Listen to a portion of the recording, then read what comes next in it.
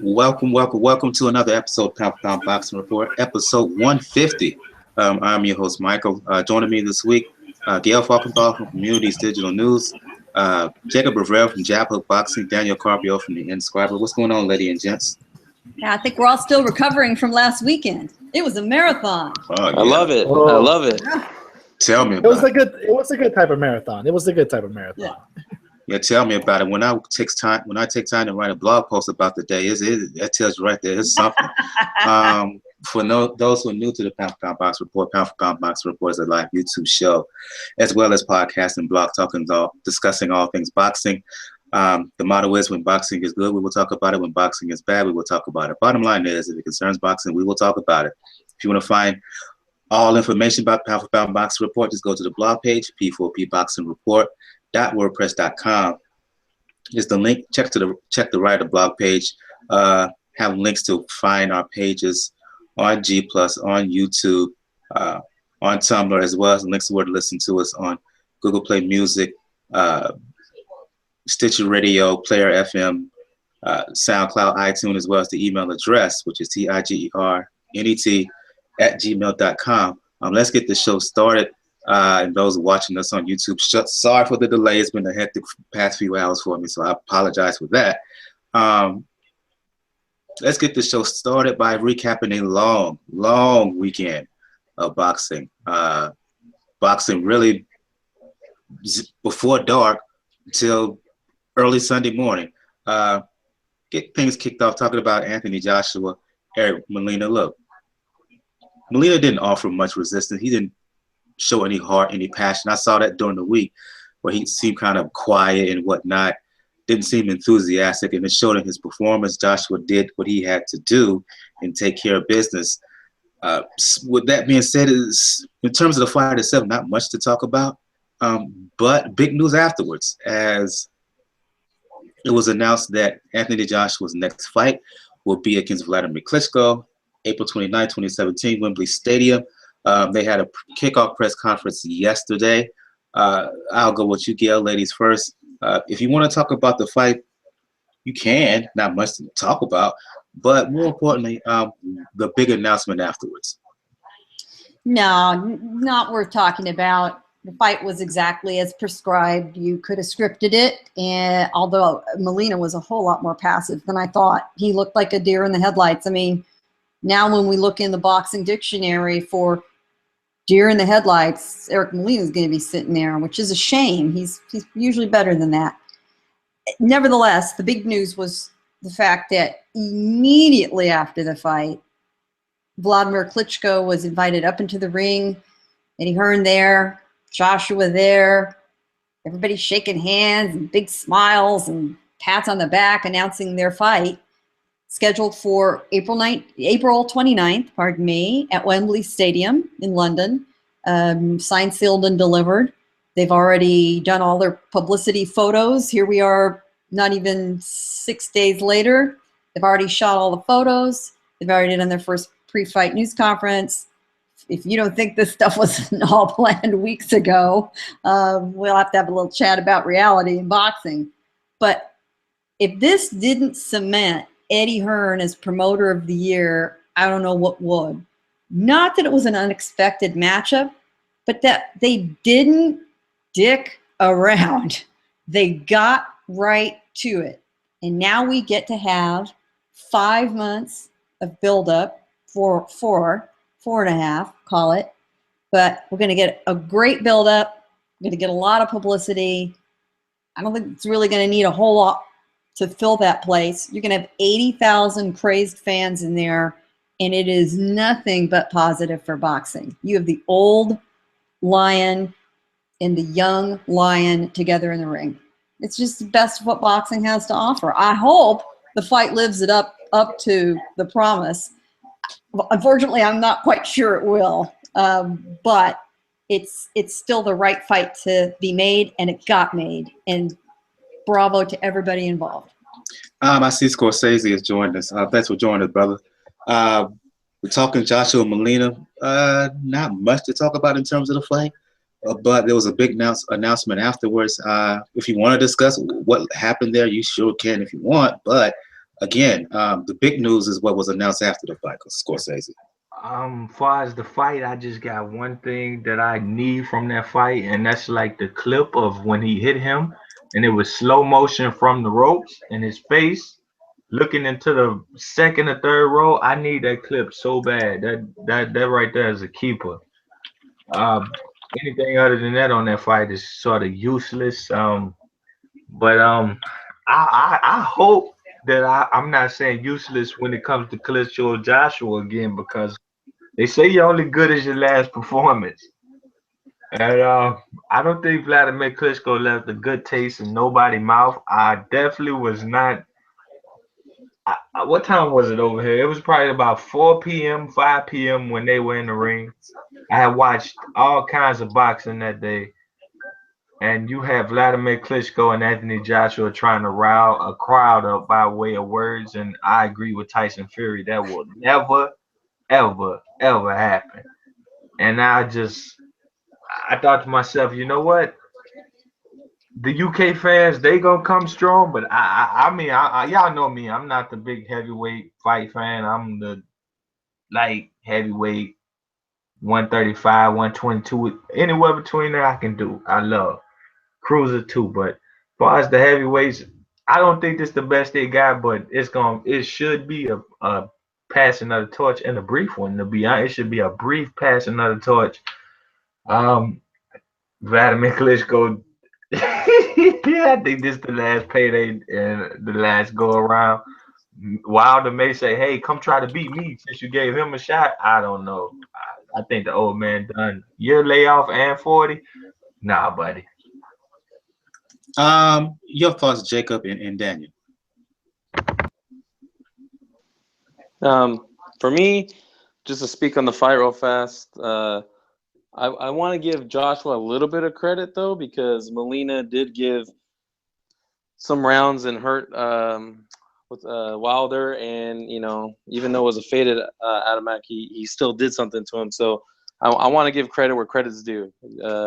Joshua went in there, delivered the knockout, and to move on to his big prize fight. So as far as a Joshua Klitschko though, I'm not sure this fight's going to happen. And I know that, again, they sign papers or whatever, but for me, it doesn't happen until they get in the ring. And Klitschko, his last two performances haven't been great. He's older. He gets injured a lot. And even within this last, 5 years, he's been injured a lot, and they delay his fights. So I could see a situation like that happening where he gets injured, in camp, and then it delays the fight. And then again, you're asking, up and comer like Joshua, how long do you keep him, on the shelf if Klitschko just isn't ready? I think, Klitschko, he might want to keep on fighting on, but he just isn't the same Klitschko that he was. I wouldn't even call him a lion. He's more of a, I don't know, kind of like an elephant. Like he always had that size advantage over his opponents for the most part. But if the fight happens, I think Joshua is gonna retire him, and gonna retire him very viciously. I just don't think Klitschko has that advantage or that fire anymore. Daniel? I'll go into the fight itself a little bit.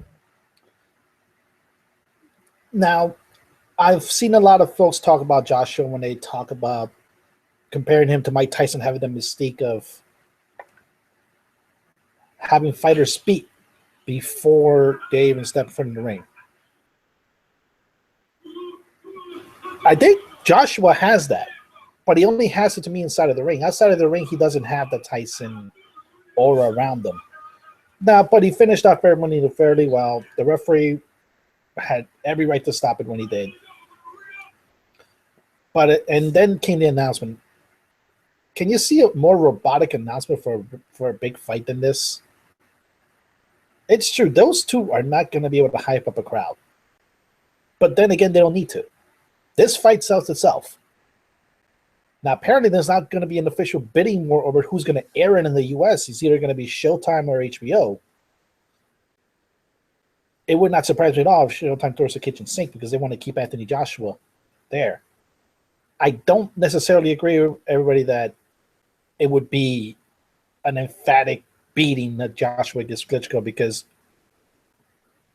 like, I give credit, Paul Malignaggi is one of the best analysts when it comes to fighters, and he points out that Joshua doesn't really move his head a lot, which is true.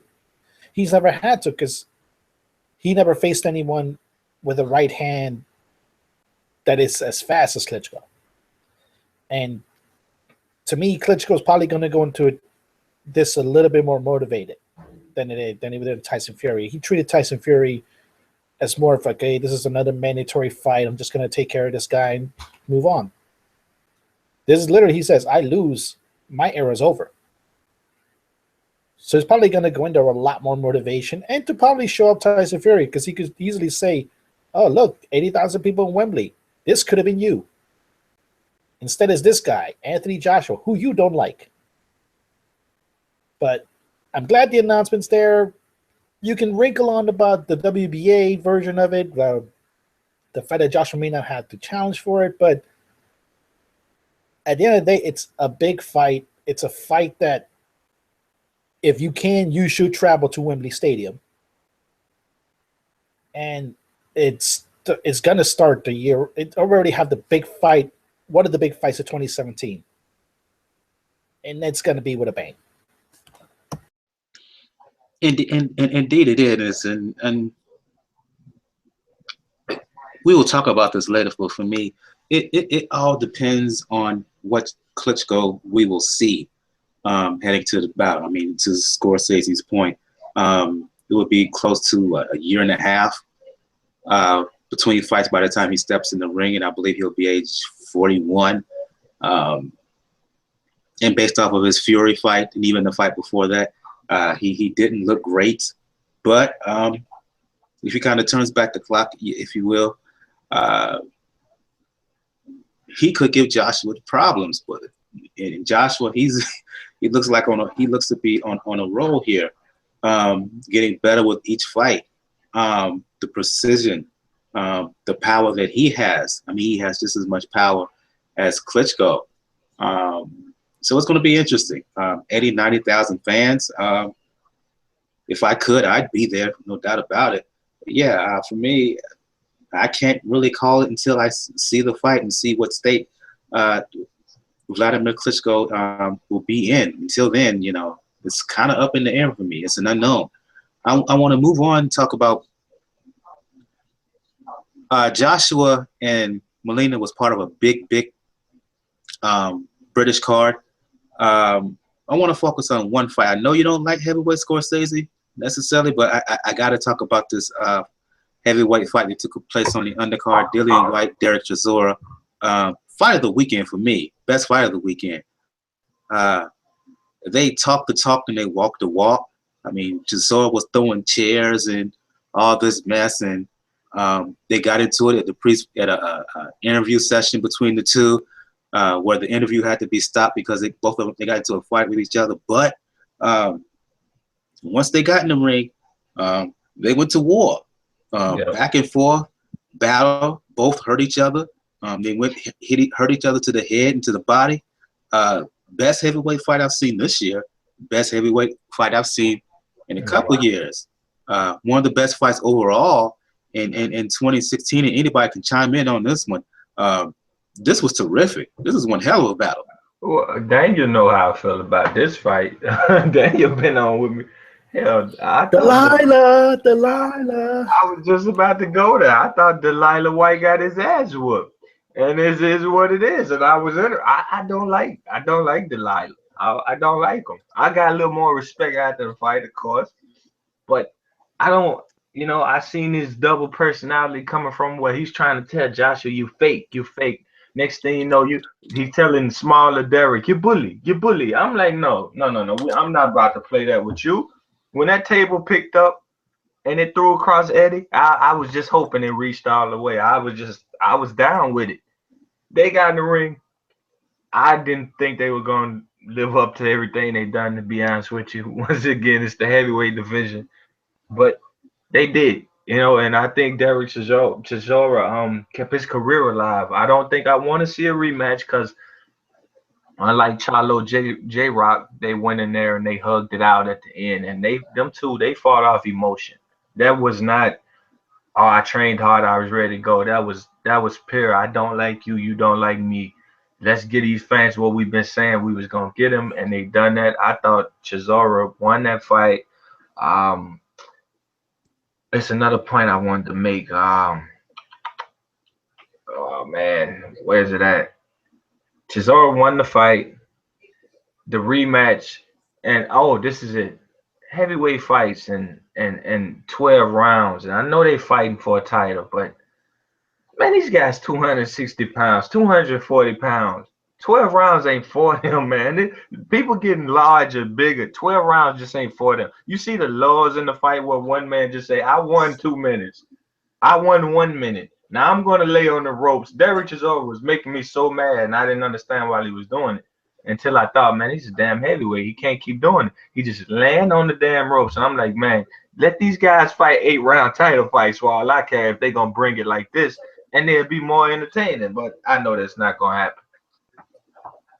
I see Gus from Corruption in Boxing has joined us. We're talking Dillian Whyte, Dereck Chisora, which I thought was a hell of a bout. Speak on that, and while you're at it, speak briefly on not Joshua's win over Molina per se, but the huge announcement afterwards. Hey, Mike. What's going on? Hey, yeah, the Chisora Dillian Whyte fight, Mike. Fantastic fight. Certainly, probably the best all British heavyweight fight I've seen probably since Danny Williams, I think, fought Matt Skelton a number of years ago. But probably even surpassed that as well. Probably watched it 3 times. When we were doing it live in the chat, I think everybody was a little bit sort of heated up. I was probably slamming more beers than Mauricio Herrera calling it live, so I got a little bit too excited. Watched it a few times, and I still have the fight to Del Boy Mike. I think he landed probably the more heavier shots. Dillian's work was probably better. He was counter-punching very well. Probably cleaner work. But I think Dereck, by virtue of his the momentum he sort of gained in the early rounds, I think his body work, his left hook was working fantastic, both to the body and both to the head. And you could see, the visceral sort of impacts of when a fighter is hurt. Dillian Whyte was hurt badly. I think at one stage, one of Chisora's punches spun him 180 degrees. And you can see Dillian Whyte's eyes rolled back. He looked like a sort of a Mohawk Brixton demon. But he came back well. Dereck may have depleted his energy a little bit too badly. So hence he was on the rope. Sometimes he was playing possum, soaking up the punishment and then retaliating. That sort of veteran instinct when you're trying to win maybe the latter half of a round, conserving a little bit. So he wasn't really evading punches. He was just pretty much soaking up the punishment. Close fight. I in the end, watching it objectively with no emotion, I had it 1-1-5, 1-1-4. But they were never going to give that fight to Dereck, Mike. He's a Sauerland fighter. Dillian is a matchroom fighter fighting on Sky Sports. He's the young, up-and-coming prospect. And Dereck is synonymous with trouble and fines. And let's face it, he wasn't going to get it because he's too gangster. So Delilah walks away with a fortunate victory, in my opinion. Delilah. Y'all kill me with this. I'll go to you, Gail, Daniel, and then finally Jacob. Yeah, the heavyweight division has been standing on shifting sands, so it's been so much more exciting to watch than in past years. Not my favorite division, similar to others here. on the Pound for Pound Boxing Report, but this one was one of those rare fights that really did live up to its billing. It lived up to the hype, the throne table, the trash talk, the whole 9 yards. And Gus is absolutely right. This was a fight fought as much on emotion and heart as it was on skill, although both of them landed some, as Roy Jones would say, hellacious shots. And I'm really surprised. Neither man went down in the whole fight. Not even as close as, that glove brushing the canvas. Those two stayed on their feet. I think it was a point of pride. Neither was going to go submit to the other. Truly, I wish it had been a draw. I think it would have been a moral victory had it been a draw. But you're absolutely right. Dillian, Whyte, Delilah. I'll never forget that now. Dillian is the heir apparent. He's the one that, the British fans would really, I'm sure, like to, see going along as Joshua rises up through the ranks. They've had their first fight. I'm sure everyone's angling to see them match up again down the road. And, without a win here, that would have made that a lot tougher. So as we've had in the last few weeks, not a robbery, not a complete robbery, but, one that was that close, the writing was on the wall. But damned entertaining, damned entertaining. You couldn't look away for a second. And if anybody listening didn't see it, please do yourself a favor. Well worth watching. Yeah, you can find the fight on YouTube. As a matter of fact, it's on multiple channels on YouTube, that fight. Finally, Daniel and Jacob, your assessment, your breakdown of Whyte's decision win over Dereck Chisora. Yeah, I was actually on EJ's Hangout. I was with Scorsese and Gus. Pretty much in agreement, both those guys. It was, to me, 8 rounds to 4. 8 rounds to 4 for Dereck Chisora, because to me, he did the better work inside. While Whyte was countering a little bit more downstairs, there were a lot of times where he was throwing uppercuts that missed, that were just pure air. And then there's the fact that if you can see who was hurt more during the fight, that was Dillian Whyte. Particularly in the 12th round, where Dereck Chisora literally made him do a 360 in the 12th round. So, to me, like, Dereck Chisora won the fight. It was a really good, entertaining fight. I did ask people, people in that hangout, would this be the best domestic fight as far as UK in the year? I think they all agreed that, yeah, it would be the best in the UK. It's a dark horse for fight of the year. I don't think it did anything to, supplant Vargas Salido. Right now, it's the leader. But it was a tough fight, and yes, it was a tough break for Dereck Chisora. But you know what? He went out in the way where you cannot deny him. He deserves a rematch. They're going to most likely give him a rematch. And let's not forget the actual consequences for this. The table incident led to Chisora being fined $25,000, or I think 25,000 pounds. And the consequence was Dillian's British heavyweight title wasn't on the line anymore. But the other little side effect of it was that this was a WBC title eliminator. Meaning that should Wilder get past the winner of Stavern Povetkin, technically the next mandatory is now Dillian Whyte. That's not going to happen. Well, we'll talk about the WBC in a little bit, but it's an interesting tale because that's going to be tough for Dillian Whyte to say. You either fight for Wilder's heavyweight title, or you go after Joshua to get your revenge. I think he'll probably pick Joshua just based on the fact he wants revenge. Your thoughts, Jacob? Yeah, not a whole much more I can add to what everybody said. You know, it was a really good fight. I'm not a big heavyweight guy either. Although I am getting more excited about heavyweight with all the different kind of changing of the guards and whatnot. But I mean, both guys, you know, rarely do when fighters have so much hype.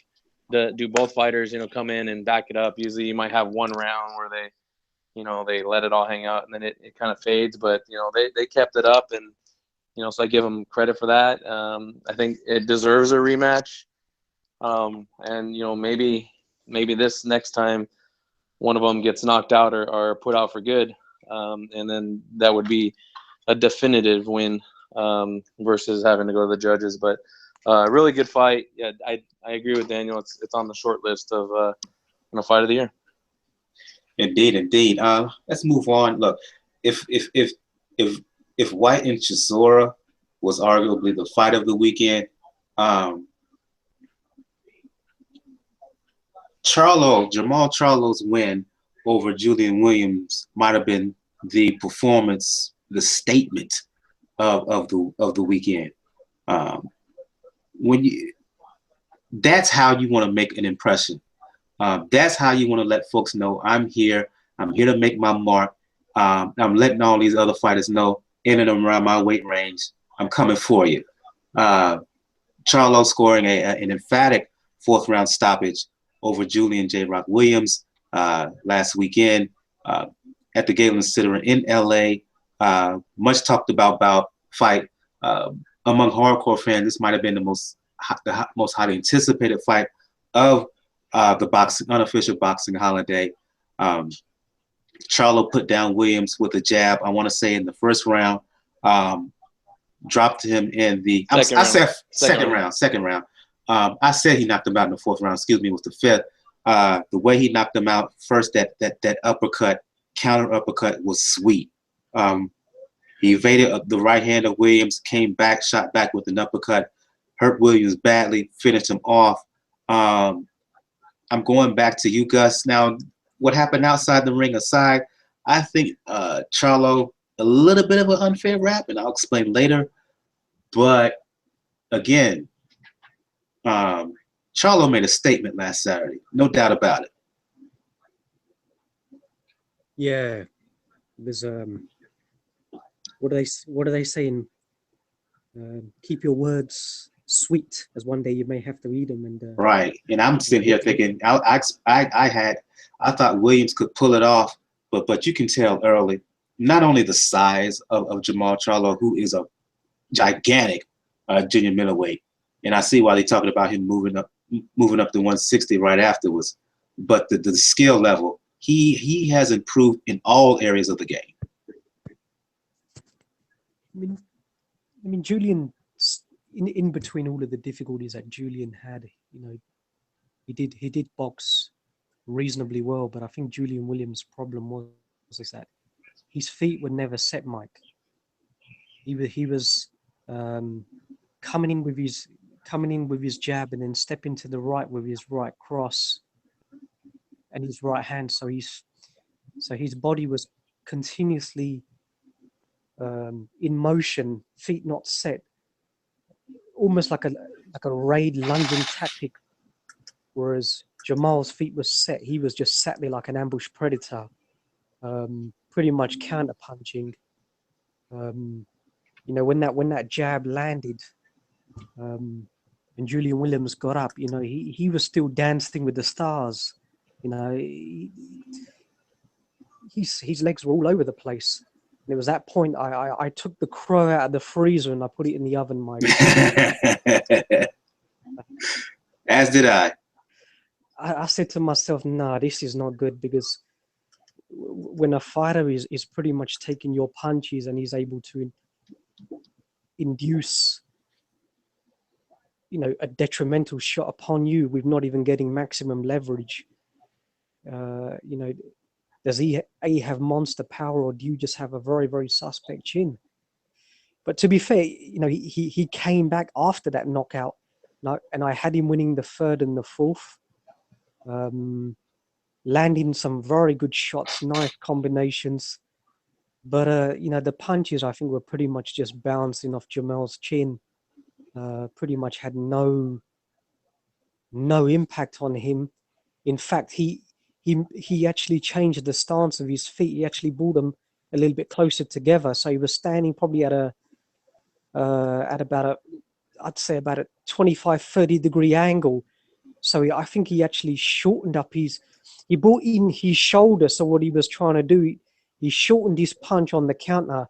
So when Julian fired the left and right hand, he pretty much ducked underneath and you know, landed that absolute sort of monster uppercut. You know, if that didn't take out, you know, J-Rock's fillings and his bottom half of his teeth, then I don't know what will.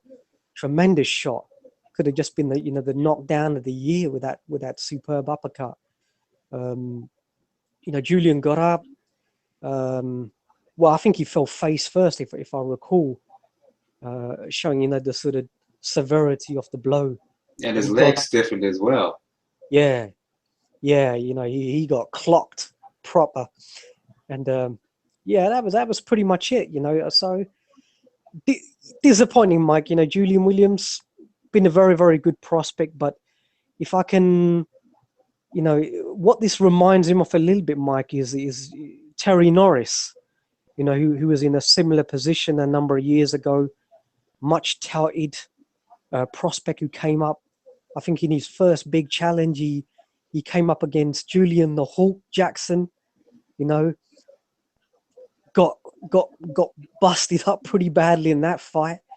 I seem to recall after everybody was saying, you know, you're overrated, etc. But you know, he recomposed himself and he came back, and he's possibly within the could possibly be sort of within the Hall of Fame as well. So there's I think there's still hope with Julian. You know, he does have good polished boxing.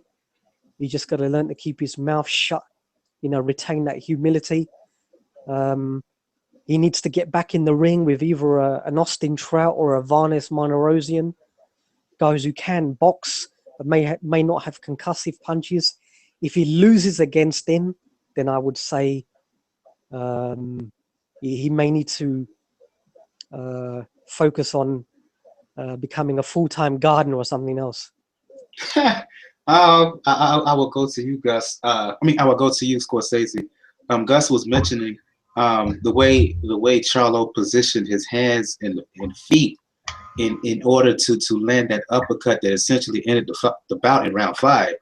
The follow-up combination really was no significance because he was done after that first uppercut, that counter uppercut. It's precisely because of how Charlo positioned himself. This is why I said he has improved in all areas of the game. He wasn't doing that kind of stuff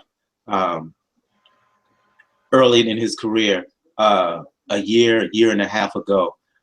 He's doing it now, making him a dangerous prospect for and a challenger towards elite status in that 154, 160 pound range. Your thoughts on Charlo's win and the significance? To break down the knockout, it reminded me of Miguel Cotto looking off a punch. Cotto's one of those guys that'll put that right hand up on the opposite side of his face and look off the shot, and I love when he do it.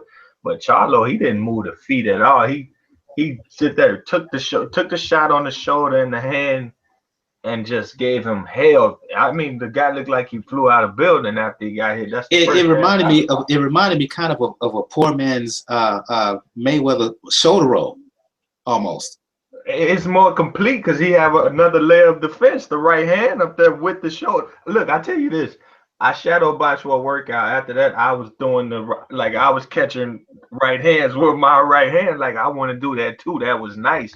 And I was just like, yo, forget one shoulder and seeing the punch. You know what's coming at you.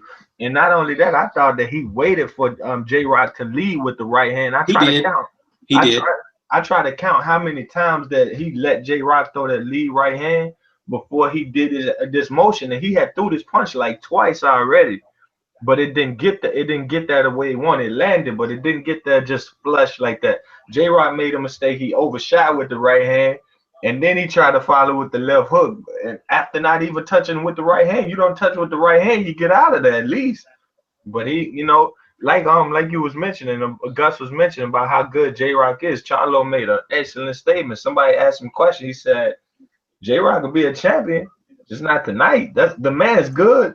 And as far as his frustration, I want to take it back, give a little history lesson or a reminder. Remember when Charlo was trying to become a champion? It took him 2 years. I mean, Carlos Molina was deported to Mexico a week before the fight.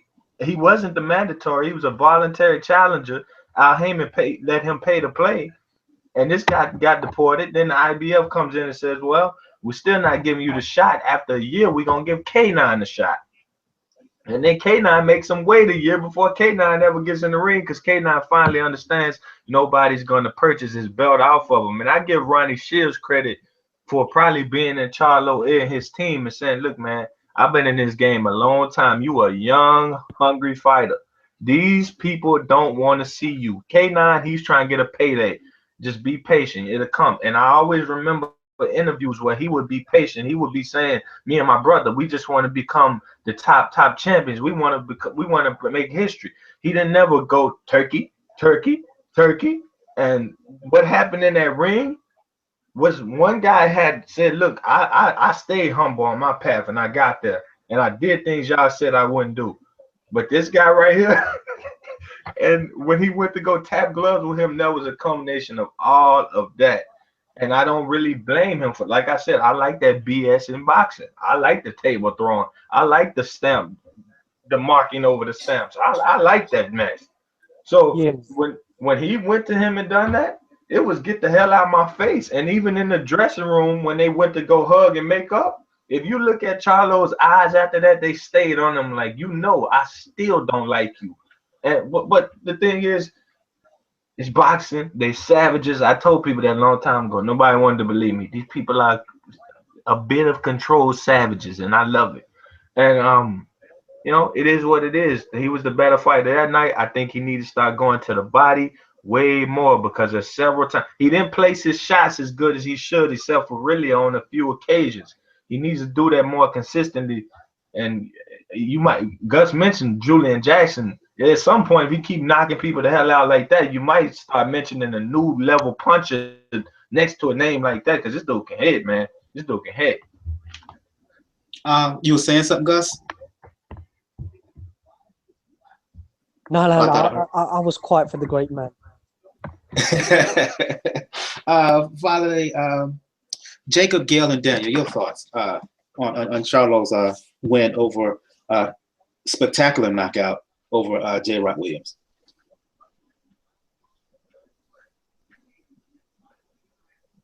Jacob, I guess ahead. I'll go. Yeah, I was there live, so got to see it. Had pretty good seats. Yeah, I think Gus said it earlier. Once he got knocked down with that jab, I was like, holy shit, did this guy just get knocked down with a jab? And then he got to his feet and he was shaky. It was a Mike McCallum. It was a Mike McCallum, Mike Quarte jab. It was so strong. I mean, Charlo does have a good jab. I mean, it's a piston-like jab. But like once I saw that was one of my questions was, and the leading up to this fight was, we haven't really seen these guys get like chin tested. And my fear for Julian Williams, even though he has a talent, that if I know Charlo's a big guy, he's a big 154, but I don't know. I have concerns that if he can't take these punches, he's going to have a hell of a time because he's going to be like an Amir Khan type where he has skills, but his chin fells him. And defensively, he's not perfect. So, I mean, it was a it was a fight I was most anticipating the whole weekend. I was glad to go see it live at that USC Galen Center, which is a cool place to see boxing, really intimate and small. But he made a huge statement, and I give him props. And I don't think that Canelo will fight him, but I hope that fight does happen. And I would love to see that fight. I think Andrade was there too, and he was talking a bunch of mess after and on Twitter and whatnot. But when he did that thing with the not wanting to shake hands and stuff, man, I've never been in an arena that has booed so loud in my life. I couldn't, even when Jim Gray was trying to interview him, I couldn't hear the questions or the answers. They were booing so loud. It was crazy. And that was the first time I've been to a fight where somebody won in such spectacular fashion, but, you know, the crowd totally turned on him after that whole incident. So, you know, he didn't give a fuck either. So he was just like, you know, I'm the man, and, you know, and it was a vicious knockout. I give Julian Williams credit though for getting up, because I didn't think he was gonna get up. He got hit hard with that uppercut, and he did go face first.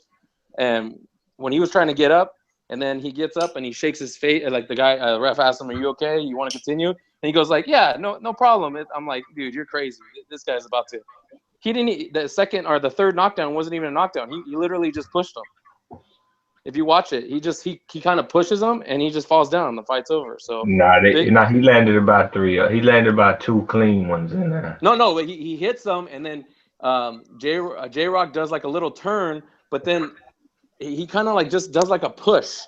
I don't know. I'll watch it again, but I watched it a few times, and it looked like it was just like a little push. But I mean, J-Rock was done at that point. I mean, he was done.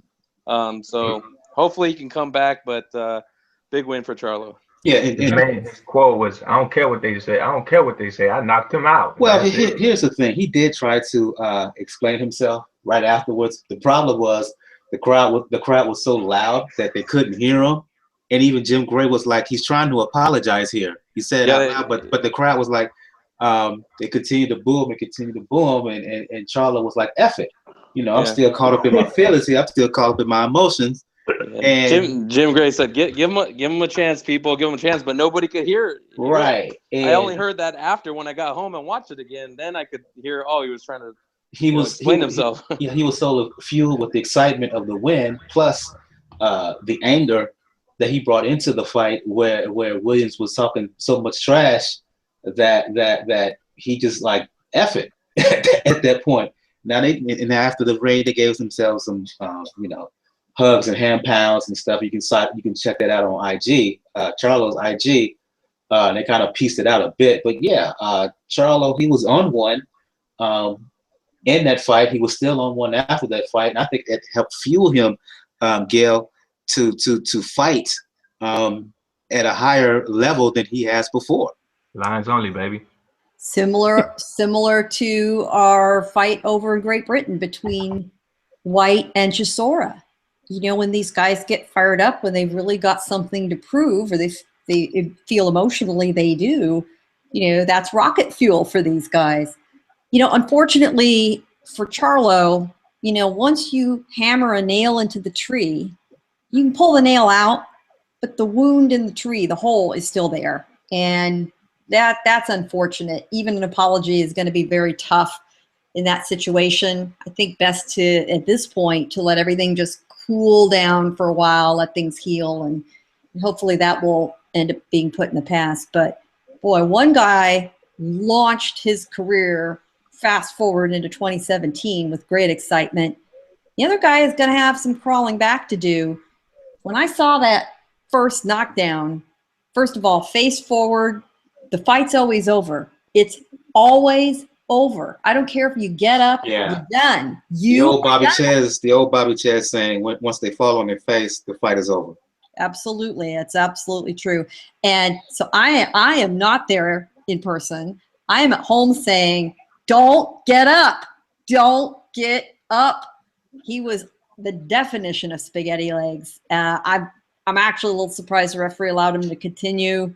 You know, perhaps he felt, he owed him a chance. But it was done. Really an impressive statement win. Those are the kind that, beyond just that tick on the win and loss sheet, says something about a fighter that makes us as fans want to see them, raises their price tag, and it's all good for boxing. Indeed. I'll go to you, Daniel. I'll talk about the fight and talk about, well, not just the stuff afterwards, but the fact that Charlo, basically moving up to 160 after this fight, called out Canelo, Andrade, and shout out to Giandra over at badculture.net. She was at the post-fight press conference. You can see you can see it, I think most of it there, where Andrade grabbed the mic and said, "When can I get my shot?" It's only, baby. Ooh. Well, it's a tale of two different fights if you think about it. Charlo showed his power. Charlo showed that he can use it very well, particularly in the uppercut and in the jab. But other than those knockdowns, I'll be honest, J-Rock was winning the fight. I actually had, going into the 5th round, J-Rock up 3-1. I had it even. Because to me, he was boxing well and he was making Charlo miss a lot of times. But in the end, Charlo caught him. Vicious uppercut. Very, very vicious. Ultimately wound up finishing him. What happened afterwards, there's a reason why that crowd booed. Now, granted, J-Rock went in, tried to congratulate Charlo. Charlo, I think, pretty much said, with all no certain terms, fuck you.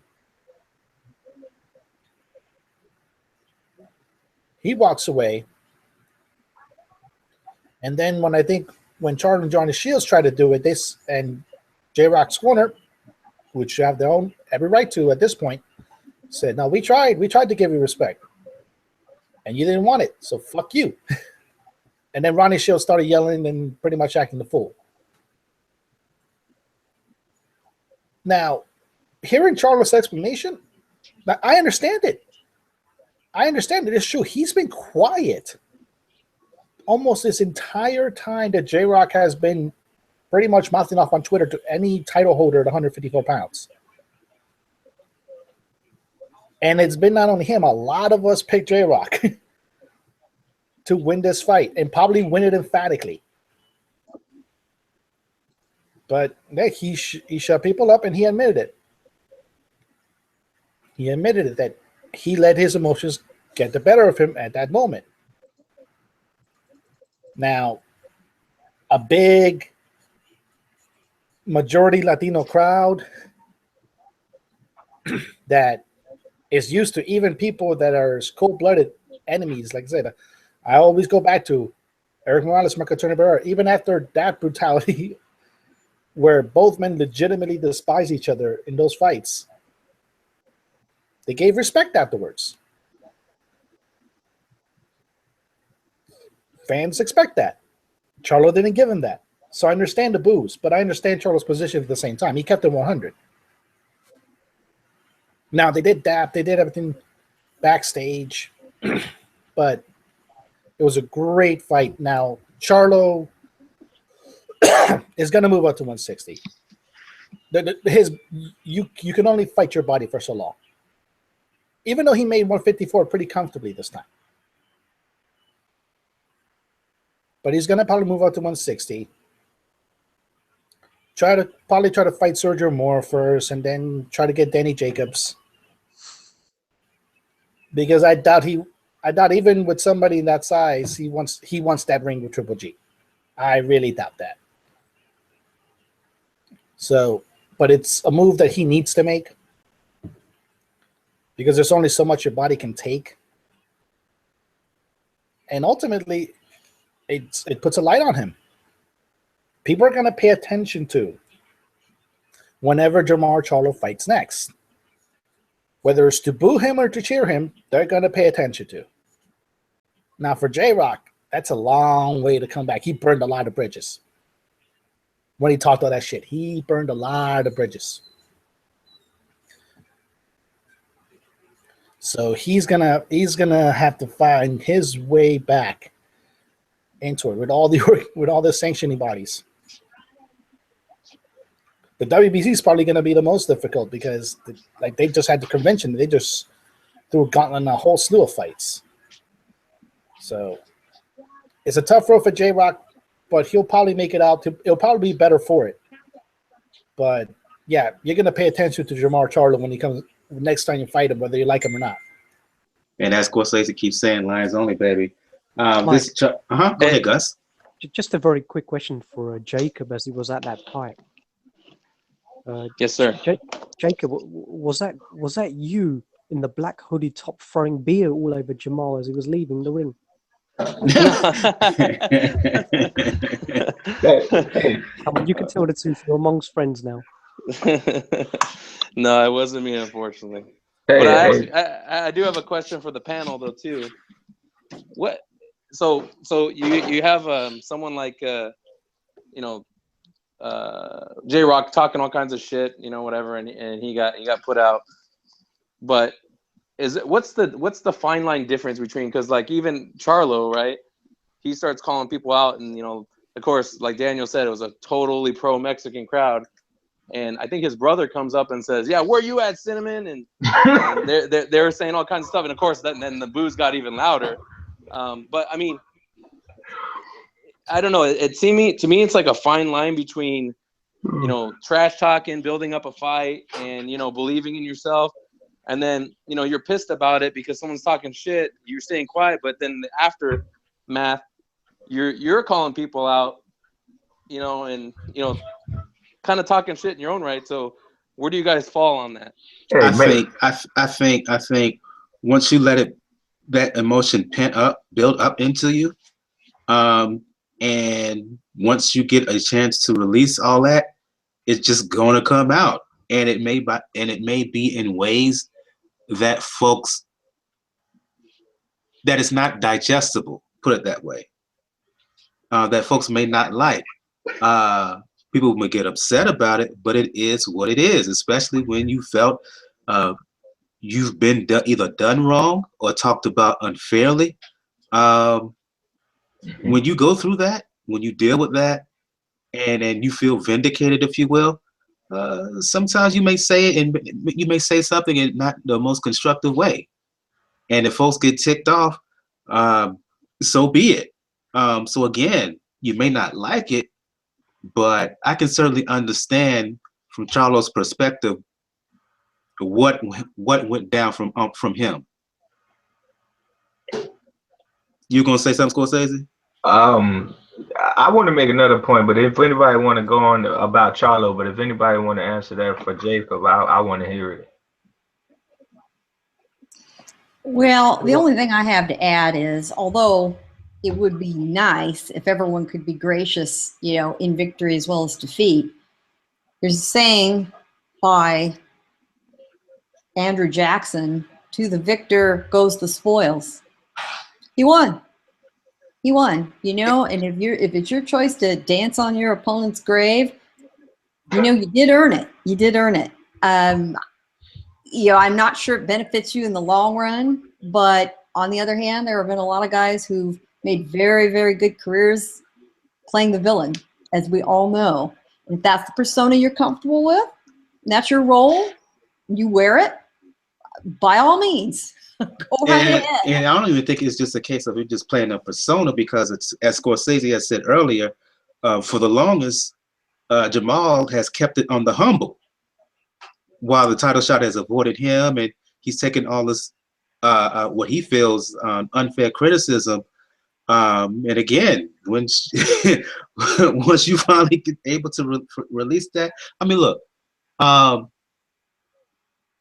what Charlo did Saturday, to me, is not that much different than how Roy Jones reacted after his rematch win over Montel Griffin, where he felt he got disqualified wrong, in a wrong that's not necessarily fair, and then he had to deal with Griffin in the interim between first and second fight, talk smack about him, and once he got that win, Roy Jones, if you go back and watch the video, he was on one. He was on one. Well, and there's one more point that's worth raising is, we've got twin boxing brothers, and you're right, Jermall has always been the one in his brother's shadow, and you know how powerful a thing sibling rivalry can be. And while they're just like the Klitschko brothers in that they've said they will never fight each other, when you feel you're just as talented, if not more talented, than your brother, and you finally get a chance to prove it, that's a big moment. That's a big moment for a lot of other reasons, that go outside the boxing ring. So, yeah, we have to factor that in too. Yeah, and I think to your point, Jacob, if I was Jermall Charlo, I would actually welcome this pro-Mexican animosity and booing towards him, because I think that's a perfect way of how you can build your brand. Because the Charlos have not been well promoted, and they've been crying out for a bit of publicity and following, and this is exactly how you capitalize on it. No, Let's remember that that's how Floyd Mayweather did it. He would annoy the whole Latino crowd and obviously fight Latino fighters on Cinco de Mayo. That's how, if it's a good and bad sort of pantomime, sort of WWE style heel, then that's fantastic. And I bet you so many people will be tuned in. Half of them maybe that they want to see him being knocked out, but if he's got that talent and power, then that will generate fights, and I think it will generate publicity and audiences and sort of anticipation. No, I agree. I think him doing that was a smart move in the sense that being a pro Mexican crowd and they love Canelo, you can play the heel, and then they want to see they're gonna tell Canelo, hey, you need to fight this guy. This guy's been talking shit. Like, prove yourself. Like, he's got a belt. Like, this is a top guy. Shut him up. And that's more of a chance of him getting that fight. Although I don't know if that fight's going to happen, but I mean, it's definitely more of a chance it's going to happen now than it was before. But the thing is, Jacob, the key is it puts his name into the discussion. Whether Triple G and Canelo finally get into the ring, you fight that kind of fight, you end the fight the way that you did, and you continue on afterwards. When these bigger names get in the fight, next time you see these bigger names, next time you see Triple G fight, next time you see Canelo fight, going forward, it's going to be a case where, given off what Charlo did, you have to put him into the discussion of a potential opponent. So that's what it does more than anything. And it keeps his name out there. That's the point. That's the point of it. It's a smart move, but granted, like I said, he kept him 100. He was honest about it. Like, he was honest about why he acted the way he did. So, to me, it's not really much of an act, but it definitely puts his name out there. Yeah. Now, go ahead, right quick. Now, the part that I found annoying was the one that was calling people out was Jermall. Right. There you go. Jermall, I'm like, okay, Jermall, yes, let's talk about the fight you can't get because of political reasons. If you want to talk smack, you want to get a champion, you're no longer Ronnie Shields' gym. And there's a champion that ain't your twin out there. And there's Lonnie Lara. You can fight him. But I wasn't annoyed that he called him out. I just wanted to make the point that it was the other one that Jermall jumped in the ring and said, "Hey, where you at, Cinnamon?" And I said, "Shit, like he got the crowd into it." But I want to make the point that I know Andre Ward is out there and he's deserving of his accolade for Fighter of the Year. But without political crap behind the fights he won, I think Jermall Charlo in the second place. Like, Austin Trout, a former champion, basically only has one real loss on his resume, because I'm not playing that Canelo Texas scorecard stuff. I'm not holding that against fighters. That's political bullcrap. Lara got in there and handled him well, but that man came back in there and he tried to get him a championship that next bout. I know Mike had him winning the fight. That's how well he fought. And to beat him, who I think is an A-level fighter, to be honest with you, and then to knock out an A-level prospect, I think that's better than Pacquiao beating Bradley for a third time. Yes, a third time. And then beating Bradley's victim. And then Lomachenko beating Martinez and then a guy that's been off of you. I don't see the political lines in his wins and Charlo's wins. So I think he's like, if somebody going to fight him, it's more than just him being hot to the eye. Somebody should be talking about him, giving him Fight of the Year type props. I don't think Crawford outdoes him or Frampton either. I'm sorry, I can't go with Frampton. I saw him get beat, and then Quigg, I can't put him over Trout or J-Rock. I really can't. Let's move on right quick because we still have a lot of fights to talk about. I don't want the show to go too long. This Charlo Williams bout was on the co-main event on the undercard of Abner Mares win over Jesus Cuellar. Again, i.e. Crow.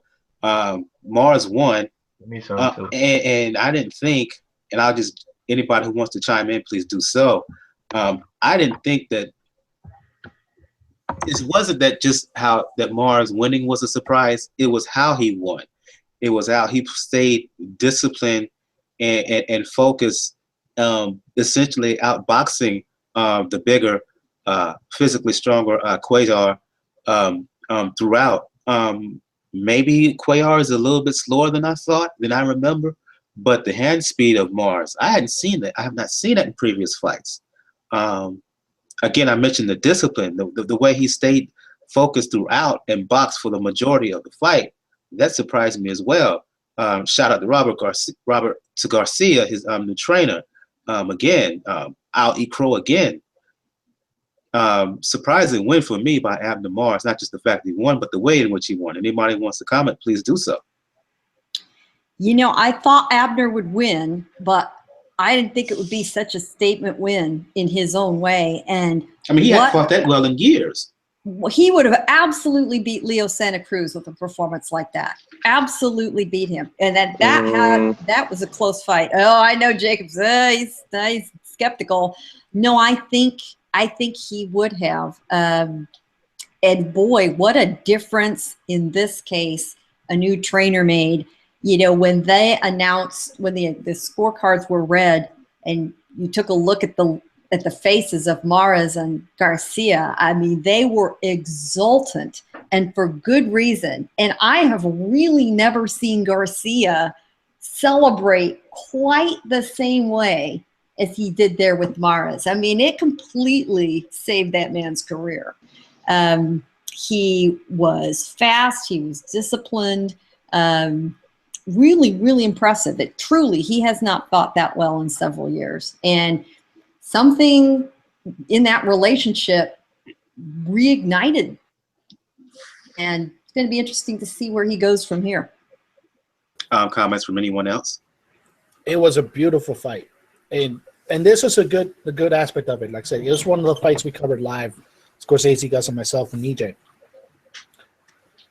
After the third round, Mares realized, I can't outbrawl Cuellar. He is much bigger than me. So he legitimately started to outbox him. And he did it the same way. Land the right hand, move back, move away so that Cuellar can't counter you that well. And he was doing the exact same way throughout. Now, I don't know if it was Cuellar just relying too much on power to try to get him out, but it showed a lot of discipline from Mares. It showed also to me that Mares, I think, took a lot of what he learned from Virgil Hunter, because remember, for a while, he was with Virgil Hunter. When it came to defense and recognizing ring position, and they took it with him when he went to Robert Garcia. And actually, a guy got to give respect to Robert Garcia, because when you think of a Robert Garcia fighter, you normally think of a brawler. You normally think of a guy who is going to go balls to the wall, try to knock you out as fast as way possible, and if it looks sloppy, it looks sloppy. Mares, no, legitimately showed the pedigree that he has as a Mexican Olympian. And it showed up very well. He's now probably lined up to be the guy who the winner of Frampton Santa Cruz 2 is going to be. And that's actually what he wanted. It's one of the things I picked him last week. It's the motivation. It's the motivation that, you know, if I fight like this, I agree with you. If he fought that way with Leo Santa Cruz, he probably would have beaten Santa Cruz. But then again, we did not see that Leo Santa Cruz until the Mares fight. So they probably would have brought up even better out of Santa Cruz. But he's a player now in featherweight, not much of a top player. He's a fringe player. I wouldn't put him in the ring against Oscar Valdez. Oscar Valdez would probably mop the floor with him, but it's very good for Abner Mares, and it's another good win for Robert Garcia. Like, he keeps his track record where he says that the only fighter Freddie Roach beats him with is Pacquiao.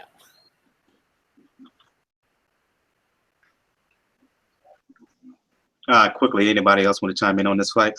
Yeah, real fast. I don't think that. I mean, I had I have to eat crow too. I thought Quillar was starting late, and it was actually Mares that knocked him down late, and pretty much sealed the fight at that point.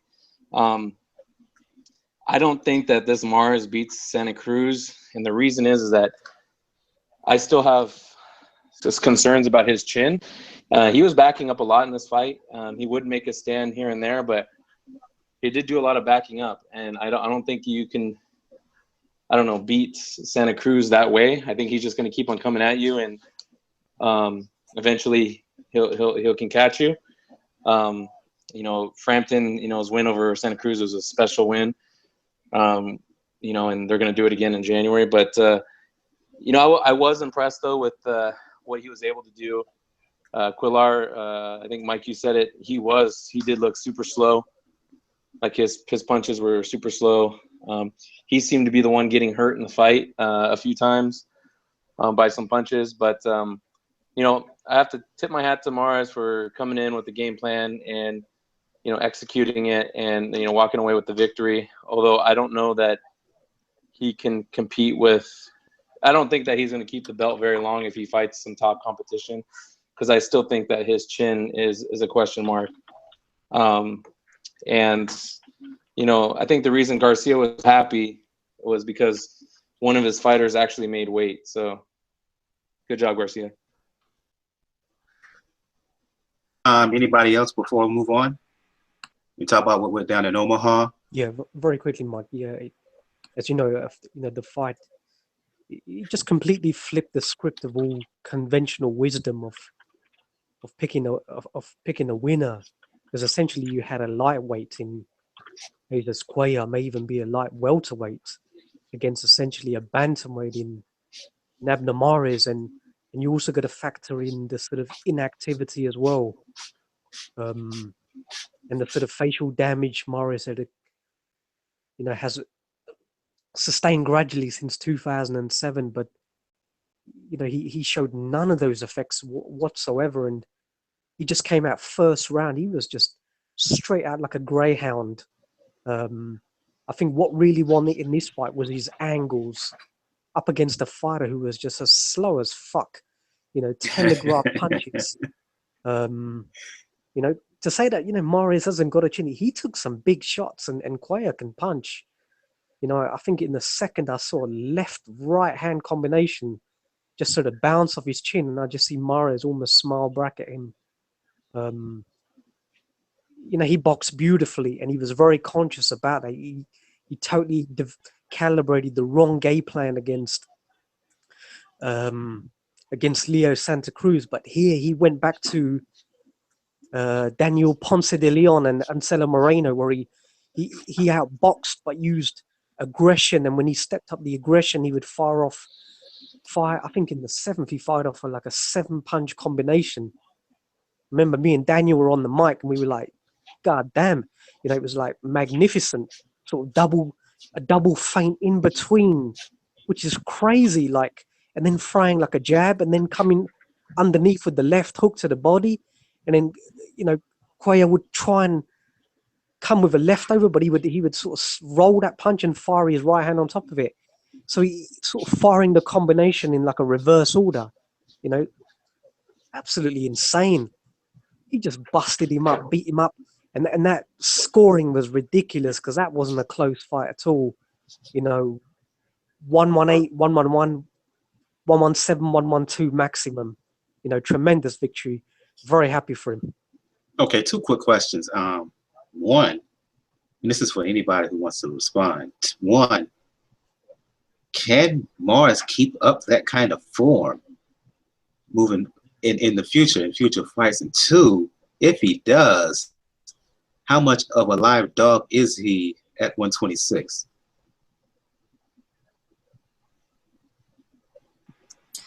If he looks to other examples out there of guys who stay in shape year-round, they don't blow up in between fights. They maintain really good, clean habits. You just don't have any leeway when you get a little older. Don't a lot of us know that?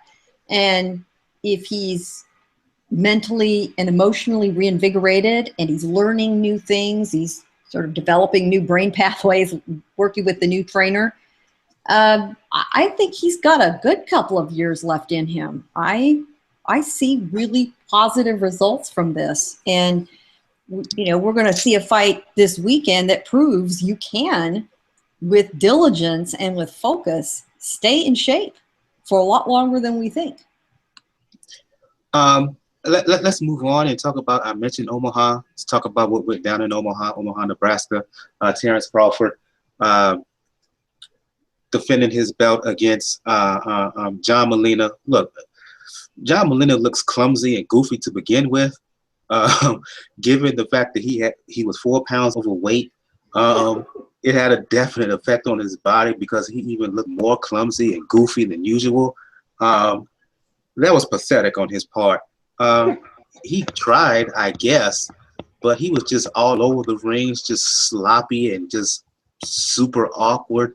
And Crawford he did what you were supposed to do. You patiently outboxed the guy, let your opponent fall into your punches, and he did that. Did what he had to do until he finished him off in a kind of brutal fashion. I mean, clinical. The way he finished him off, went to the head and then took him apart with body shots in the corner. But I'm kind of buying some news here. We talk about the fight, but afterwards, I think today he was sentenced to 90 days in jail because as a result of a previous altercation, I think earlier this spring. So I'm going to combine news story and fight here, and anybody want to talk about it. First, talk about that win by Crawford. Can we finally see a match between him and Pacquiao in 2017, as well as the breaking news involving Crawford today? Anybody wants to respond? I didn't talk about Mares because for all the absolute reasons of what you thought about John Molina, I'm almost saying impressed with John Molina. I mean, he looked Omar Figueroa goofy, and you know how I feel about him with Tone Local Boxing. You know what it was? Like Roy Jones had it. He said, "Yo, this guy didn't train to come in here and put the punches together or be on target. He came in here to clip that chin in the show." And when you don't have a shot, damn it, fuck it, do it. Go that route. Don't go in there and just say, "Okay, I accept it." We seen him versus Broner. He basically threw one punch every minute. He accepted being beat. He made Crawford at times say, "Hold on, let me tie this dude up before I get." I wasn't expecting this craziness. Ain't he big? Let me tie him up. And I didn't catch that fight because that's the fight I was gonna watch, the Showtime card, and I'm like, well, hold on, John Molina's doing something here. Like a few times he's cutting the ring his own little ugly way. His hands are, the glove is turned the other way. It's like his palm of his glove is facing Terence Crawford. I'm like, yo, what is he doing? But the few times he hit him, he made Crawford say, whoa, like chill. And I just was like, hey, at least that's what a challenger's supposed to do, man. If you get a shot, that might be his fifth. He might get another one just because people think he can beat him. But most people don't get 1-2 chances. We're talking about J-Rock gonna have to work to get that shot. Man, you get a fourth and a fifth, and you don't go in there and you don't try to rub his eyebrows off, bust his lip, bust his eye. Man, that's what a challenger, in my opinion, they're supposed to do if they don't have nothing in them. I can name other challengers that I just felt like you had no chance outboxing this dude, but you didn't go all Marcos Maidana on his ass. That's what you need to be doing. Go all Maidana on their ass. And I will watch that fight. And Crawford, to his credit, he handled it. And I don't think some other 140 pounders would have handled it so well. And one of them might have been my guy Bartholomew. He want to move when he want to move. He don't want you making him move. So I don't know. They talk about making that fight. So let's see him versus that John Molina right there. It might get ugly in there. Yeah, you give him some credit for that. I'm not giving him much credit. Besides, you saw what Crawford said. Enough of this shit. Let me finish this fool off. And you saw how he finished him off. Anybody else want to respond? Yeah, you know what? I'm glad Molina got his ass kicked because I hate when fighters don't make weight. It's disrespectful to the sport. It's disrespectful to your opponent. And to Scorsese's point, you're getting these chances to fight. Make something of it and don't come in, all like that. But one thing I got to say about Crawford is that finish was vicious. I mean, the way he was slinging those punches at the end, I mean, with like really bad intentions. It looked like he was trying to murder the guy. That guy he's talented and scary, man. And I don't know if I was Pacquiao looking at that fight. I know before I said on this show that I think it would be a competitive fight, but now I'm starting to. Keep saying it. I've said it for over a year now. I've said it for over a year now. If Pacquiao fights this dude, he's getting beat.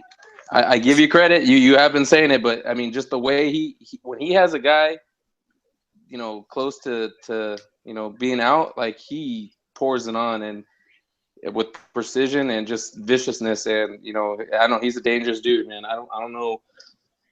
It's gonna be hard for him to have a challenge unless he starts moving up in weight, maybe. Gus, Gail, Daniel, quickly your thoughts. If a weigh-in was a barometer for a fight, then that was clearly it. And John Molina looked like he'd been on a 3-day coke bender with Tyson Fury. Didn't he though? Didn't he though? My God. And that's a perfect description. In that first round, Mike, I see Terence Crawford hit him, I think he was orthodox briefly. I think he hit him with a right hand or something, and I see John Molina's legs like he'd been on Queer Street or something. His legs were gone from the first round. And I didn't see anything other than just a single sort of domination throughout. He didn't try and do anything. You don't.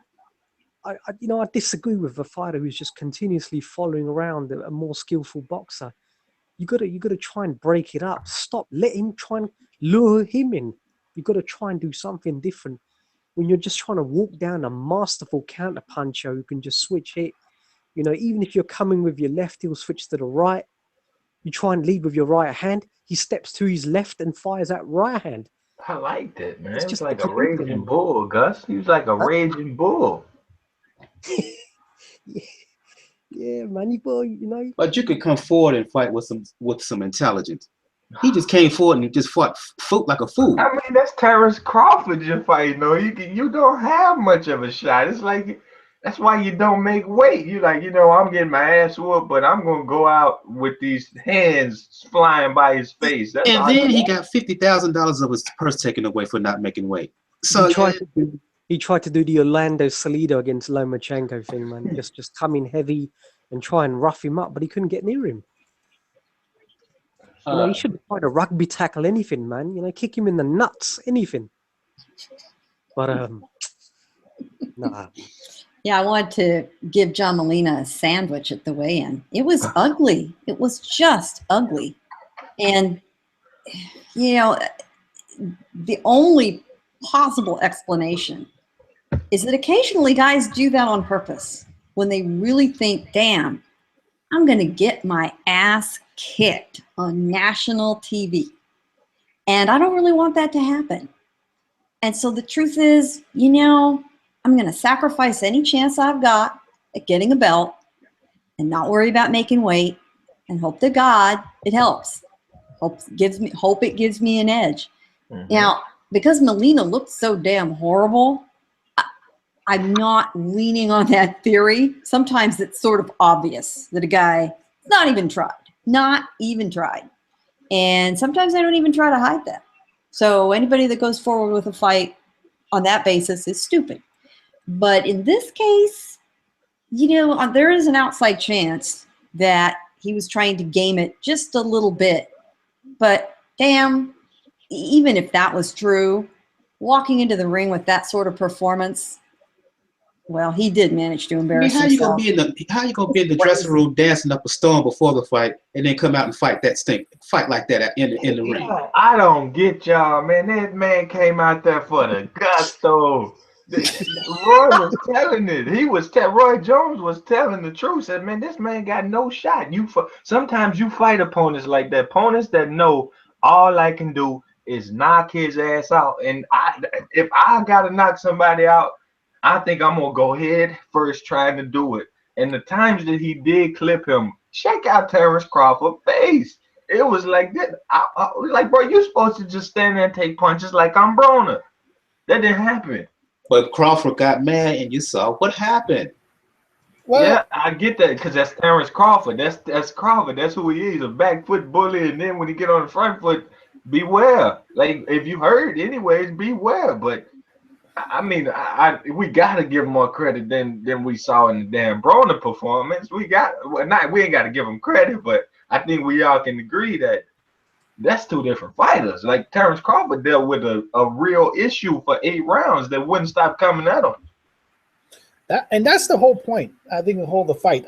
I keep remembering the 3rd round when Molina did land a right hand and Terence Crawford's face went, whoa. Literally went, whoa, okay. I was not expecting that. But here's 2 things in the size of the matter, and this is one of the parts that when the WB, because when the belt was still on the line, John Molina didn't show anything as far as being off track for doing weight. He was making the points he needed to make weight on the 30, I think, in the 30-day and in the 7-day period. But I tend to agree with a theory that Max Kellerman pointed out, because apparently John Molina was doing the exact same regimen for the Provodnikov fight that he was doing for this fight, as far as strength and conditioning. And one of the things is very true. If you build muscle, that's a lot harder to take off than if you do water. And maybe doing that regimen really just stopped him from reducing all that water weight. But either way, we all knew the outcome. Crawford was going to win. He was going to win emphatically. And it was going to be a highlight reel. And it is what it was. Now, like I said, John Molina luckily didn't just stand there and took it. He tried. He legitimately tried. But people understood from the beginning that he was at a much, much lower level than what Crawford is at this moment. Anybody quickly, the news of with Crawford today, the breaking news that he's basically sentenced now to 90-day bid in prison because of some earlier records that he got into, I think, earlier this spring. Anybody want to comment on that quickly? It sounds like the days. judge was not okay with it just being civil, like the person, the victim was. Oh, well, I guess the plaintiff. It sounded like they were just saying, "Hey, this is civil," and the judge said, "You know what? No, I'm taking matters to my own hand." That's what it sounded like for me. Anybody know about that? Well, it's not 90 days; it's 50 days. 50. No, I was going by. I'm sorry, I'm going by the ESPN report. Yeah, it's 50 days, and the thing was, it's when you do a 50 days like that for that type of offense, there's a record behind there. You did something else. You did something else before. Yeah, and the judge, I'll just chime in quickly. Marcina Hendricks really gave Crawford the business, essentially saying he's acted above the law and you are not, and then basically gave him the sentence. And then, boxer Crawford, he posted a $10,000 bail, but appeal, I should say, to be released. But again, it sounded like to Scorsese's point, the judge, she wasn't messing around with him. It seemed a little, almost personal there, dare I say. Well, as the lone member of the panel that's worked in law enforcement, judges have feelings and judges get ticked. And judges also know that the eyes of the public are upon them and frequently get criticized by going too easy on somebody because they're well known or they're wealthy or they're famous or they're an athlete. We don't know what kind of behind the scenes pressure or other criticism this judge has received for sentences in the past. So or sometimes a defendant just ticks a judge off for whatever reason. And so the judge decided to do the equivalent of throwing the book at Crawford. This is not prison. This is local jail, county. He won't do anywhere near 50 days. Most of these sentences, they immediately get released because jails are overcrowded. If he does half that, I'd be shocked. I mean, I think the over-under on this is maybe 2 weeks, you know, long enough to teach him a lesson. Hell, Floyd Mayweather barely did that much time. Remember? It wasn't that long ago that he sat on his butt in Clark County Jail in Las Vegas, you know, for some of his domestic violence issues. So it sounds like it was just a, you know, really bad customer service issue gone terribly wrong. And I think the judge wanted to make a very public show. Okay, mission accomplished. We're talking about it. I would think that, you know, I might be tempted to say that Terence will be home for Christmas. I mean, come on. The judge has money on Molina. The judge has Molina. Yeah, he was pissed because he had money on Molina. He had good odds and lost his bet. I mean, a big fine to do the trick. You got eyes on you. Yeah, bam, give me the money. Drop it. You got it. But come on, man. That's just no victim. You talking about materials that could be fixed. I don't know. You know, this one of your stars of your city. Make them pay. Yeah. No, I was about to say something right quick. It maybe actually be humbling to Crawford a little bit because, if you know, he kind of turned his back on a lot of media that actually reported on this case. Like they weren't supposed to talk about it when it involves him. Maybe it'll teach him a little bit of humility. Like I said, the judge had her right to say, "You're not above reproach." Quickly, I'm going back to you on this one, Gus. I want to go back to the Joshua Molina undercard for a brief spell. You mentioned a fighter. You reminded me of this on Skype. A fighter by the name of Kalia Fai as a prospect contender to kind of keep your eye on. Well, he scored a career best win against Luis Concepcion, winning a belt at 115. Surprise to many. I watched the fight live on stream. I was very impressed with how he performed. I'm saying he's in the Roman Gonzalez Onui Quadras level. No. But at the same time, I think he's the goods, and he has the potential to keep that WBA belt, should I say, excuse me, belt for a while. Briefly, Gus, since you mentioned him first on him, since you mentioned your fight first here on Pound for Pound Box Report a while ago, briefly talk about the win and about Kalia Fai. Yeah, Mike, a tremendous talent. Comes from a great fighting family. His brother Gamal is also a professional with Matchroom, and his younger brother fought in the Olympics just gone as well. I think he lost against that very good Cuban Argalegos. I think so. Yeah, I think we spoke about that fight briefly. Put up a good show. I think he's the first world champion from Birmingham as well. Now, interesting story with him because he's campaigned at featherweight, 126, but he just shrunk his body down, and you know, folks in the UK were like, "What the hell is he doing? He's actually going the opposite direction." Generally, people tend to go up in the linear direction where the money is, but he shrunk his body down to 115. You know, a couple of good wins. You know, he fought against Chocolatito's cousin, Christopher Rosales, a few fights ago. Very good in that as well. But his level of competition has not been as high as certainly Concepcion's. But once again, I think that, you know, the weigh-in, Mike, was a barometer for the fight. Because I think Lewis was, 2.7 over the 115 limit. Which is surprising to me because I've always thought of Concepcion really as a flyweight who's campaigning at 115. Yeah, exactly. You know, just the body language from that weigh-in, you could see he just looked miserable. He almost looked like Gennady when he fought Kell Brook. You know, he just looked miserable. Didn't want to be in the UK. You know, I think it was definitely one of his, if not his biggest payday. I don't know if there was any other issue that he had. Didn't make any effort to cut the weight, so he pretty much, you know, gave up his belt on the scale. Fight-wise, you know, Khalid Yafai is essentially a very beautiful textbook boxer puncher.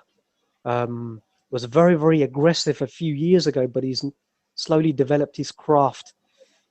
His footwork has significantly improved now.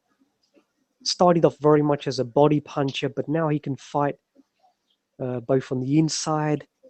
You know, his left hook wasn't working initially in the early rounds. You could see, you know, Luis Concepcion was blocking it. A lot of it was going on the arms, but eventually he got his distance and his timing right. The left hook was just working perfectly, you know, very educated, banging the body, coming up.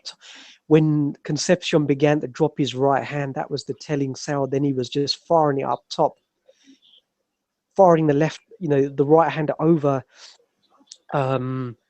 You know, Lewis, the much shorter guy, obviously wanted to make it a bit more of an inside dogfight. You know, he was having good success on the inside, but Kal Yafai, you know, was clinching, maybe strategically, Mike, you got to say, but to me, it was a little bit excessive at times. I don't really like to see that. You know, from what I've seen, and given the comments of the ringside folks at the fight, I sense that was because of a bit of inexperience.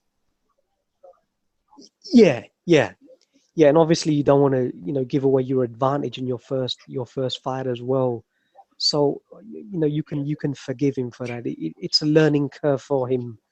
You know, the key is obviously to win your first title. It doesn't matter how you do it, but if you put on a convincing performance, which I think he eventually did, he began to box really well, beating him up both from the inside and outside. I think that knockdown was a little bit fortuitous. I didn't think it was a knockdown. I think his feet were a little bit crossed, you know, and Lewis's, you know, his right hand was up against his face, so it looked like a push. You know, they counted it as a knockdown, but it was all pretty academic. I think he had the convincing lead up until then. So yeah, you know, great victory. Good, marks an interesting sort of career for him, and you know, so many tremendous fights awaiting him, because, you know, the 115, with the exception of, you know, super featherweight, is probably the deepest in boxing. Indeed. I want to go open it up to everybody else here, talk about this final fight. Joseph Parker, I thought, struggled against Andy Ruiz. I think it was 1 point on 2 scorecards and 2 points on the third. I don't know. This was supposed to be a coming out party for Joseph Parker in the minds of many. HBO thought enough about him to air it on their network before Crawford and Molina. But as I mentioned, Parker struggled a bit. Maybe I'm guilty of not giving Ruiz enough credit, because he did a really good job of countering Parker. Mid-range in, he showed to have the faster hands. Maybe he didn't punch enough over the latter half of the fight. Let Parker establish his jab a little bit too much, and I think it was the jab that gave the fight to Parker by a slight edge. I can understand why others thought Ruiz won. But at the end of the day, and anybody who wants to chime in, please do. For me, it left some questions. It left some questions for me when it comes to Joseph Parker. There are flaws in his game.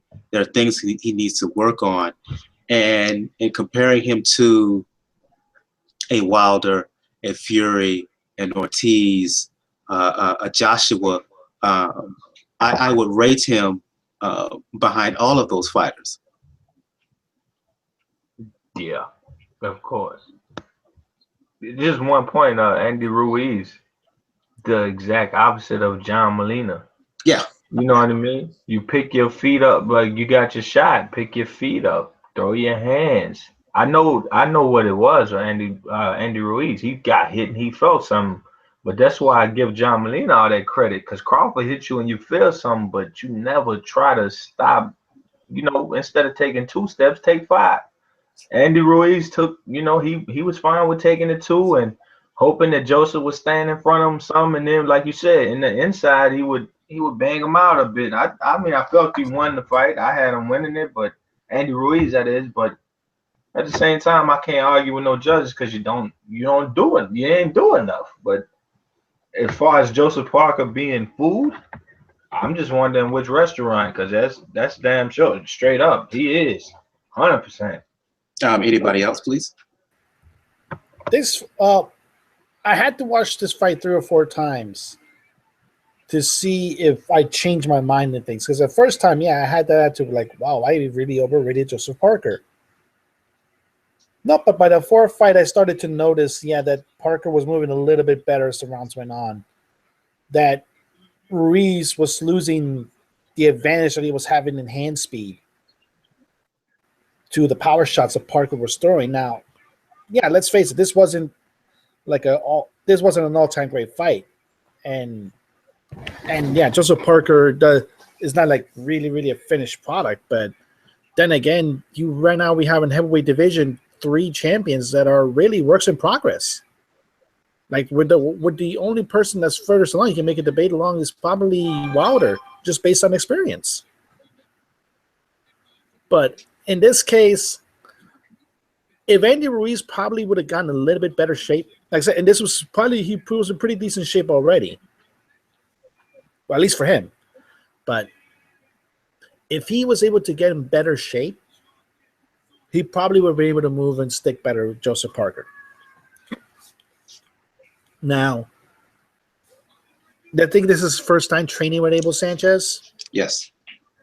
So it's going to take a while for Abel to mold Andy Ruiz into the fighter he can become. I have to probably give it a year, but if anything for this fight, this rose Andy Ruiz's stock. It made a rise, because now when you watch Andy Ruiz, you realize, oh, there's this Mexican heavyweight that actually has hand speed, that can move around a little bit. He just needs to lose some of the fat. I think Scorsese, even when he was watching it, he noticed that the back fat was still showing off hydraulics whenever he landed. So, if you watch that thing off the stream and put it in pure HD on HBO, that damn shit is hydraulics on his back, and I couldn't focus on nothing else no more. I couldn't do it no more. Wow. That shit. That is just some brutal shit, you boys. Come on. Now let's all bear in mind that Andy Ruiz did drop quite a bit of weight for this fight. Yeah, 30 pounds up. Yeah. 30 pounds. Yeah. So. I mean, shades of Chris Areola.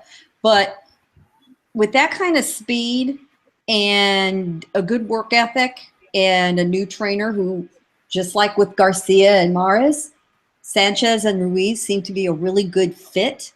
And there's something else nice that happens when guys get up to that camp up in Big Bear, California at the summit with a lot of other high-performing guys. There's a lot of positive peer pressure that goes on and a lot of positive sharing of tips and tricks across weight divisions and tactics. And there's an interesting critical mass that happens. Being up at altitude is good for a lot of these guys. They have nothing else better to do. It's a really small town. It's fairly isolated if you know where it is. I don't think they all like it too much when it gets cold up there, and it's going to snow up there tonight if it isn't already. So they get up there in that area, and they have nothing to do but work, but train, think about boxing, talk about boxing, eat boxing. As long as they don't go to the Mexican restaurant across the street, it's all good. So it was stock up for Ruiz, stock, slightly down if flat for Parker, and now Ro's going to be looking at his next fight where he really is going to need to prove something, his worth, his entertainment value. He's going to need to prove that learning has occurred, something, because it wasn't the fight he hoped for. Jacob and Gus, am I wrong? Am I being too critical? Am I being hypercritical of Joseph Parker here and not giving Ruiz his just rewards here? No, you're not. I actually had the fight either I could see a draw or I could see Ruiz winning, but Parker didn't win that fight. I think Parker is dangerously close to getting knocked out because the one thing that I see that he does that I can't stand is that he backs straight up and he leaves his chin out. And I don't know, man. Someone's going to catch him and he's going to get knocked out. You know, Parker has skills, but I don't know why he didn't do more in that fight, especially in his own backyard. I don't know if it's nerves or whatnot, but Ruiz, like everybody said, his stock went up, Parker's stock went down. If Parker fights a Wilder or Parker, or Joshua or Ortiz today, he loses and he's going to lose bad. I think somebody said it's only one heavyweight that ain't a work in progress at the heavyweight division. My response to that would be, I think we got two champions that even when retired, they will be a work in progress in Wilder and Joseph Parker, and that's just the truth about that heavyweight division right now. No. I didn't say no. I said all three champions are works in progress. The only one you could probably say farthest along just based on experience would be Wilder. Yeah, but even retired, that's a work in progress. That's just it. That damn division is crazy. Your thoughts, Gus? Mike, I hate to get scientific yet again, but on the scales, Joseph Parker looked like, his training camp diet was flame grilled Whoppers and curly fries. And that's the Burger King being the sponsor. Mike, he was 12 pounds heavier than what he's ever been before. And I've been looking at it carefully. His weight is going up by 5 pound increments, and that is not good. He's not putting on any muscle. And it's not compensating for his stamina problems, which, is evidence in pretty much all of his fights. But the one credit I'm going to have to give Joseph Parker, Mike, is that after the 6th round, he made a significant adjustment. Because the first 6 rounds, he was 4-2 rounds down. And I've got to give credit to Andy Ruiz because he's vastly underestimated on the inside. He's a tremendous counter puncher. Man, is he? That first half of the fight, every time Parker would step in and try to land some shots head or to the body, Ruiz was right there and catching him, forcing him to back out. Yeah, especially that left to Parker's body. The way he fires it as well, because he'd fire it sometimes at the end of the combination, so Parker wouldn't try and back out straight. He would have to turn his body out, so he would then. But the problem is he didn't lift his feet up. Oh my God, man! It's like he was wearing lead boots or something. I don't know what the hell. But Parker realized that if the fight was on close quarters, he wasn't getting better of any of the exchanges whatsoever. So his best option was to try and keep it at long distance, which he was. And for any of the the heavyweights above 6'4" and that, he does probably have the faster hands, and he does have the combinations. And his jab, double jab, and body punching at times was quite good, quite nice. I did like that. But the problem is when you're going to face the bigger heavyweights, they're much taller and they're much longer, and he doesn't have that reach. So he cannot fight at that distance against them. He's going to have to come in on the inside, and if he doesn't have an inside game, then that doesn't put him in a good situation up against the other guys, because they're much bigger punchers as well. So if they're not sniping him from long distance, which people like David Haye can, because he has those long hands and he has the power as well. So his attributes at the moment against them heavyweights, apart from quick hands and combination punching, it is a little bit concerning, and he's going to have to address those deficiencies. But whether there's going to be sufficient time for him to do so, I don't know, because you know, I'm not liking what I'm seeing in his training camp. You know, I think he actually went backwards from the Dimitrenko fight because he looked better in that. He was using his feet a lot better, firing combinations in and out quickly and getting out at an angle. Here, Jacob is absolutely right. It was back to that straight lines bullshit.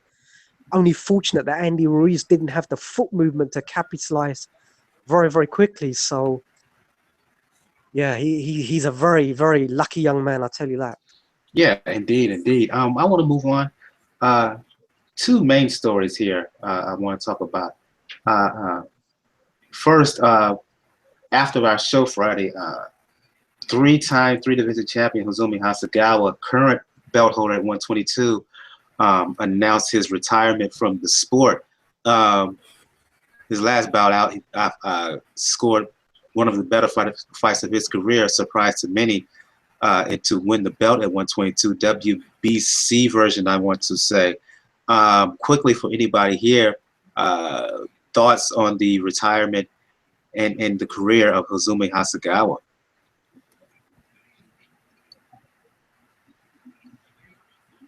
I can certainly speak about it, but I just spoke if anybody else wants to cover it first. I think silence for many. So go ahead, Daniel. Go ahead. Few Japanese fighters to do a triple crown in the WBC, and 3 straight weight divisions.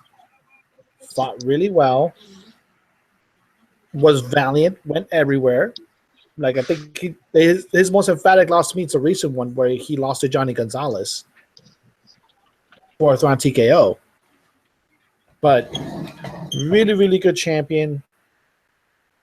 And I like the fact that he went out on his own terms. He didn't try to drag it out and ultimately try to hell not to throw. He went out on his own terms. He went out a champion. He knows his accomplishments are there. And in the ways he's satisfied. So big ups to him. It's going to be a real interesting what's going to happen next in his career.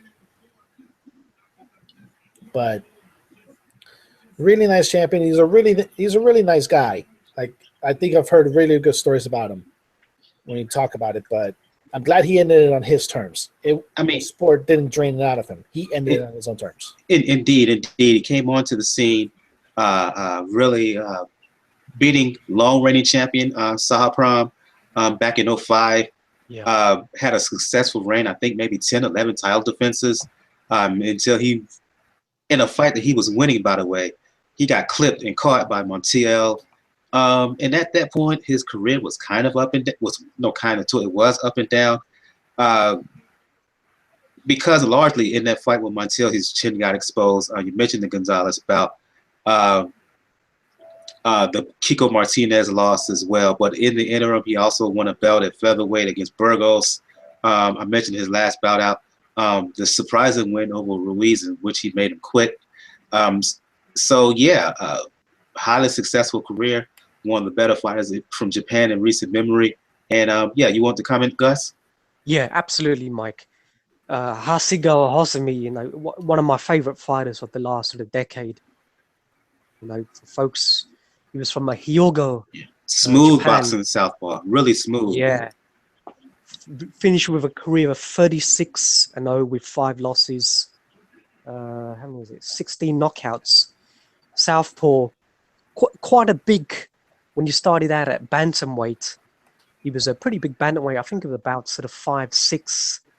Initially, he started out trying to be a bit of a power puncher, but what he was blessed with was, exceptional footwork and hand speed. They talk about Amir Khan with fast hands. This guy was lightning sharp. Beautiful in and out combinations.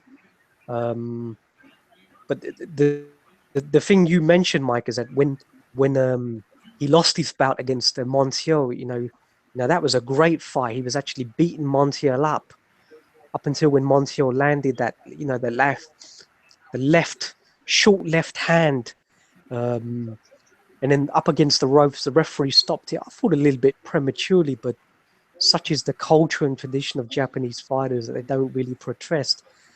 But the great thing what he did is in his very next fight, he actually jumped up 2 weights to fight Burgos. Because if I'm not mistaken, that was at 126. Yeah. He jumped up from 180 to 126. And Burgos at the time was undefeated, and he was one of the most highly rated fighters coming out of South America. So that was and he outboxed him beautifully in that fight.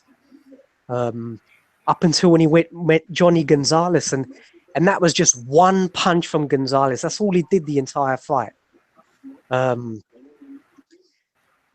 Just a beautiful right hand, slap bang on his chin. He actually leant into the punch. I was actually watching it today trying to think, what the hell did he do? He actually saw the punch as well.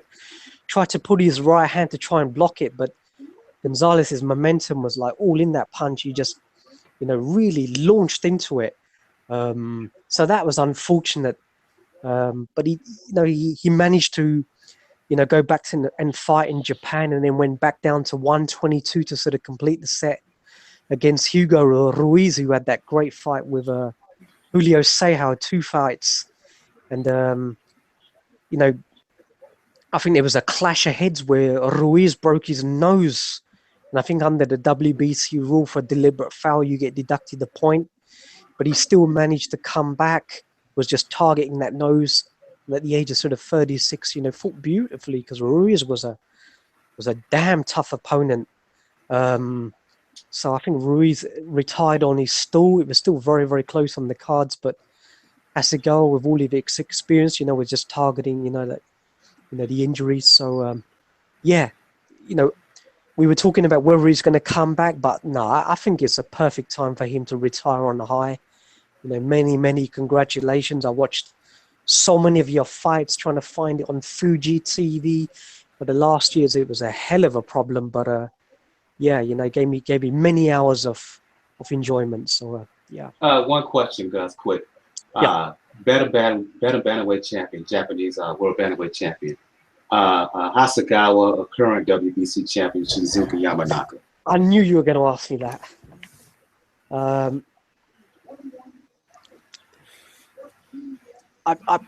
man.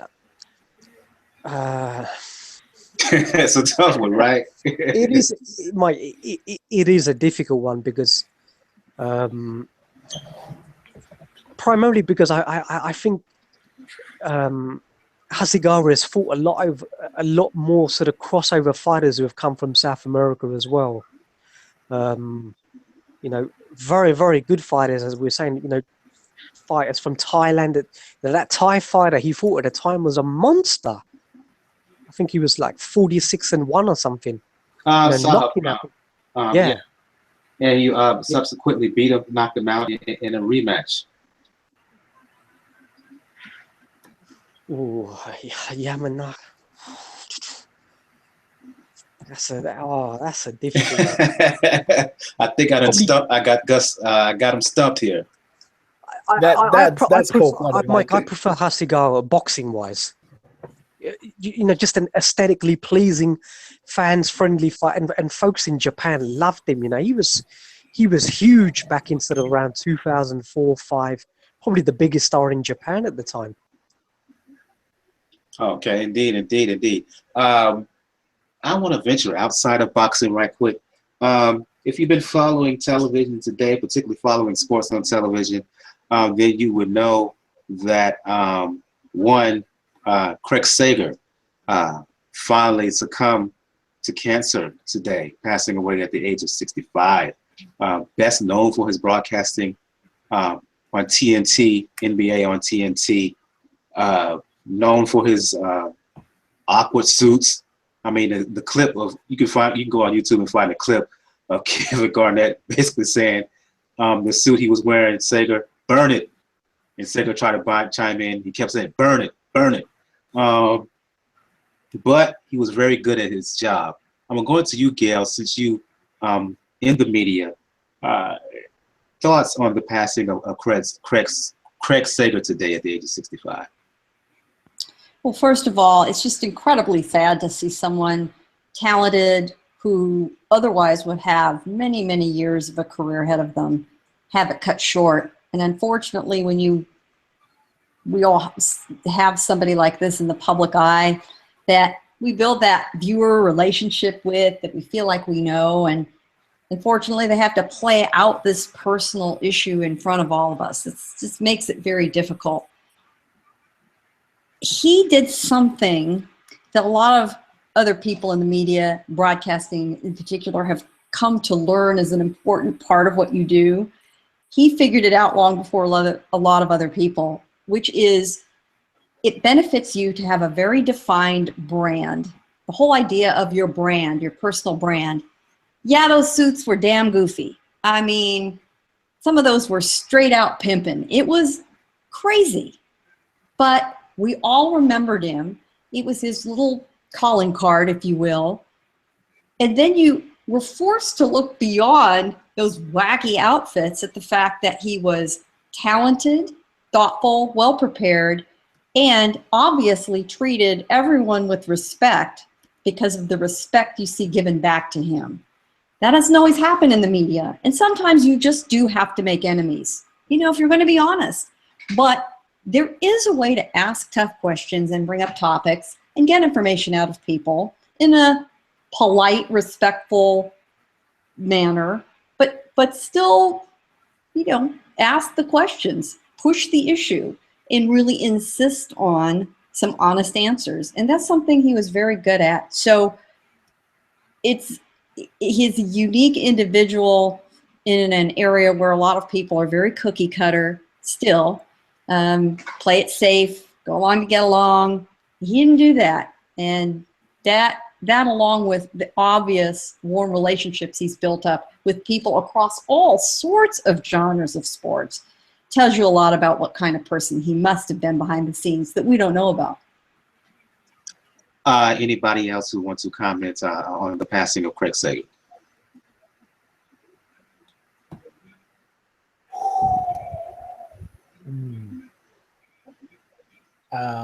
You can go back to the days. You can go back to him being one of the. If you notice in the footage, there's on the day that Hank Aaron broke Babe Ruth's record and got 715. There were a couple of white guys that ran in the field and tried to run alongside Hank, and people were worried at the time that thought, oh, they're going to try to take down Hank. No, I think one of them was Sager, just trying to get an interview. And that's how long his career is. Yeah, he made his brand special. You always recognize Sager for being an eclectic, you can say eclectic wearer of suits. I think Gail put it best when she said pimping. I think any pimp, including Mr. White folks in Chicago, would probably agree. But he did really, really great interviews. It was tough to see. Like as somebody who aspires to get into the position that he's in. Between him and Stuart Scott, those were tough to see. Because you literally saw these men shrivel up before your eyes. And I know all of the NBA is hurting right now. All of the NBA is hurting. I think he put out press release. I think on the pregame show, Shaquille O'Neal was openly weeping. And I think probably the best response was Steve Kerr. They did a pregame response where he said, instead of a moment of silence, let's have a moment of joy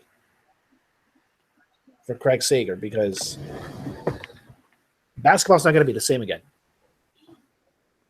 And go ahead, finish up. I was about to say, in the age of nepotism that we have in the media, there's no way his son could fill his dad's shoes at this point. He's one of a kind. Scorsese, Gus from the UK. I don't know if you watch basketball over there, but if so, watch the NBA, I should say, but if so. Thoughts on Craig Sager? You too, Scorsese?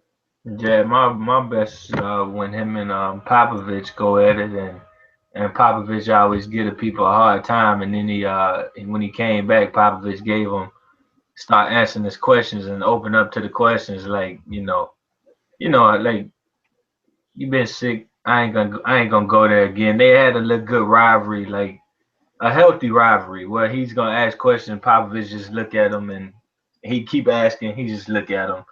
And that time they really got it out of there. And I think he was like super sick that game too. He was just getting back.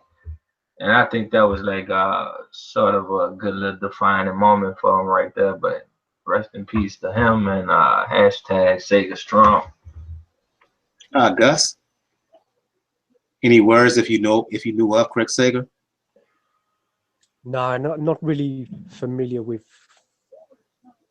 We don't get a lot of NBA coverage over here, Mike. Unfortunately, they tend to sort of pull it out here and there. I didn't know that was him. Well, maybe if I paid more attention to baseball, hell, I don't know the first thing about baseball, but I didn't know that was him running on that damn field. I'm gonna have to go back and check that out. That's I didn't either. I knew. I found out about that.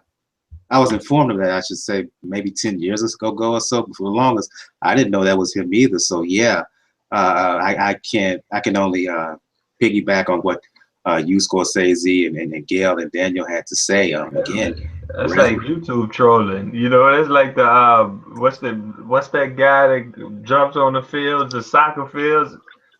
He's done his own version of that just to get an interview. That's kind of dope. Indeed. Vitaly TV or whatever his name is. Yeah, at 22 years old.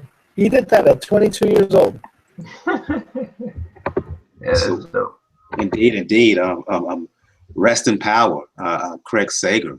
Go on that sad note. Sorry for that. To talk about boxing that's coming up tomorrow and this weekend. I'm going to you on this. Going back to you, Scorsese. Let's start talking about the fight happening tomorrow night. Shabransky at light heavyweight fighting Sullivan Barrera. Your thoughts? He's going to beat up on Sullivan Barrera. At least I'm kind of hoping he is, because this dude is 6'3", like heavyweight, long, fast, push shots together, and they accurate too. And yeah, I know a lot of people would, they don't let the knockouts go early because he got knocked out, not knocked out, knocked down like a year ago or a little longer. And I was talking to a guy about that the other day, and I was like, you know what? I almost forgot about it, because when he went to war with the other Cuban that gave Pascal Gonzalez, he went to war with Gonzalez. I don't know if Gonzalez a puncher or not, but he took those shots and he returned even better. And it was just like, yo, this guy's fun to watch. He's handling pressure, he's handling adversity, and he's fun. I like Shabransky.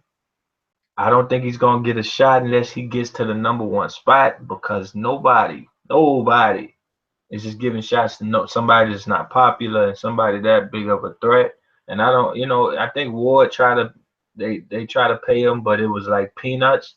That's the only way he's gonna get a shot. So if he don't want to wait till he's #1, he might want to step up and take some peanuts, because he could, any given night. That's a good fighter right there, and that's a damn good fight for a Friday night card. I don't know what the undercard is though. I'm going to you on this one, Gus. Jean Pascal makes his return to the ring tomorrow night as well in Quebec, fighting a guy by the name of Marcelo. I think he's going to be above the weight bout. Your thoughts on Pascal? How much does he have left at this point? I emptied my thoughts about Pascal about 2 years ago. Repeat what you said, man. No, I haven't got a great deal of thought for Jean Pascal, Mike. I think that the Canadians are just pretty much exploiting all of their contingent. I've actually got family over in Canada, Mike. Charging ludicrous amounts for pay-per-view fights for some of these shop fighters as well, just because of their intermittent rivalry between their various cities in Canada. I think it's absolute disgrace. Jean Pascal done well early on in his career. I still remember that tremendous fight with Carl Froch. Probably his best fight. I remember it was just a superb fight. At these moments, he's won his titles here and there. Can still make a little bit of money fighting, God knows, in Canada. But nothing of any real significance, Mark. Okay, then I'll move on. Big fight tomorrow, the biggest fight of this coming weekend.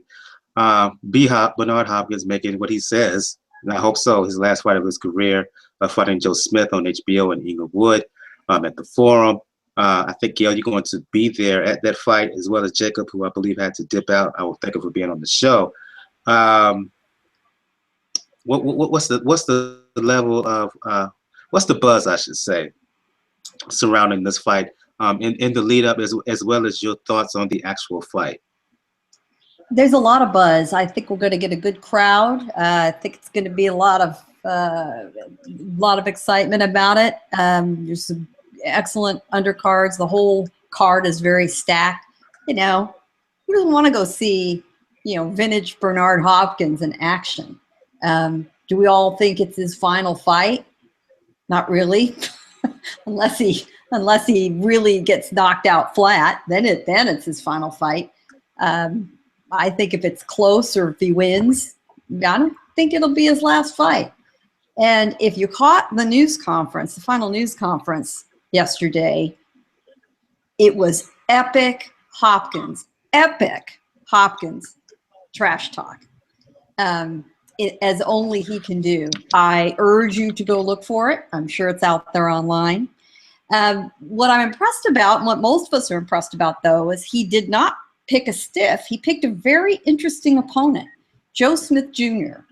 Joe Smith Jr. was the nobody, part-time boxer working in a labor union during the day, shoring up trenches on Long Island, who knocked the fuck out of Andres Fonfara in the first round to everyone's complete shock earlier this summer. Superman Steve's a ghost. That was great. So, yeah. I mean, nobody was more stunned than I was. I've always liked Andres Fonfara quite a bit, and he took the man apart. Was it a lucky break? We're gonna find out. Yeah, so, what did B-Hop say? What kind of shit was he talking? First of all, he got up to the podium, and Smith was sitting next to him, and Bernard crowded him. So first of all, we had that, you know, I'm in your personal space sort of thing going on, even though Smith was sitting down at a table. So we've got the body language going on. He's standing up. He's looming over him because Smith is seated. And then he goes on to say at length, and I actually, if my computer will cooperate, I've got notes here from the whole tirade, which went on for multiple minutes. In fact, I finally stopped taking notes. He more or less said, you will stay common. You know, I want you to have a career. I don't wish nothing on anyone. I wouldn't wish on myself. What goes around comes around. So young fighters, go ahead. Believe you're special. You don't need nobody to tell you. But you can also choose second, which is common. It's so easy to be common. And he talked on and on about how Smith is going to remain common. He will be common after Saturday. And he also, the best line of the afternoon was, if you're coming to a gunfight, fine. I've got an Uzi. You've got a 22 with one bullet in it. And then he said, I've got a ton of things I can do, and you've only got one. Enjoy the final one. Enjoy the textbook of the sweet science. So, I hope one of the things he can do is fail to beat the 10 count after Joe Smith knock his ass out. Here we go. Well, you know, and that's why we all think this is such an interesting fight. You know, Hopkins picked a live dog. He really did. Now, it's going to be youth versus experience, obviously. And we all know Bernard knows every trick in the book because he's used them all twice. And who knows what he came up with. But listen, there's no denying, especially if you get up close to him, he is in phenomenal condition. I don't care for what age. You insult him if you say Bernard Hopkins is in great shape for 50. Hell, forget that. Bernard Hopkins is in great shape. He lives an extremely disciplined life. He always has, ever since the day he walked out of prison. He has lived a disciplined life. He's always within a few pounds of making whatever weight division he was in. He eats clean. He lives clean. It shows. It shows. That's why he's here, 27 years later. So we know it's going to be an interesting time. It'll be a good show. There's some great undercards. We get to see Oleksandr Usyk for the first time in the United States. We were talking about this a little bit before the show. It is his first fight in the United States, which is kind of surprising as much as we've all talked about him. So everyone's very excited to see him. And there's a wide array of folks on the undercard, a lot of Golden Boy fighters. What's interesting is multiple promoters are all sort of in on this. It is a Golden Boy event overall, but Kathy Duva's got her folks in. K2 is bringing Usyk. I believe there's some other minor folks involved. So it's sort of a big house party. And much was made at the news conference of the fact that multiple promoters are working together. And Kathy Duva has gotten her shots in at Rock Nation. She has not named names, but has talked many times this week about what a pleasure it can be to work with promoters who are cooperative, who are all, of like mind, making the right fights, pulling the same direction. Yeah, she has been throwing some serious shade at Rock Nation. It's kind of funny. And she's never said their name once. So we're all looking to a great event and a nice closeout of the year, essentially, for boxing in the United States. Daniel Scorsese, I know you got a lot to say about Hopkins, Scorsese, so let it out now. Go, get moving. I'm looking forward to some nursing home abuse for close out this year. Joe Smith, you got something. You can't let me down here, okay? I want to preach to you for a second, Mr. Joe. You came from, I think you do steel work, Joe. You got your shot. You got an old 51-year-old in front of you. I don't want to see no thinking about it. Just do it. If you get outworked by somebody, I think it was Baylor that said it. It was the best quote. Said if B-Hop gets knocked out, he has no business in the ring at 50. And then said on the other hand, if Joe Smith Jr. lets this man outwork him or doesn't push the pace, likewise, he has no business in the ring. And that's what it is. You got to, man, don't play no games with this. Hit that body, hit them shoulders. He deserves it. Get him out of here. No home, no welcoming, none of that. He deserves it. Get him out of here. Daniel and Gus. Well, Scorsese's war in the city of Philadelphia continues. And when it comes to this fight is, there's this little aura of mystery of whether it'll be his last fight. Oh, it will be. Because the main thing, like Gus mentioned, Gus has this theory that his last fight as the Executioner, he'll come back for his final fight as the Alien. I really do think if he wants, probably he's gonna try to eye Andre Ward.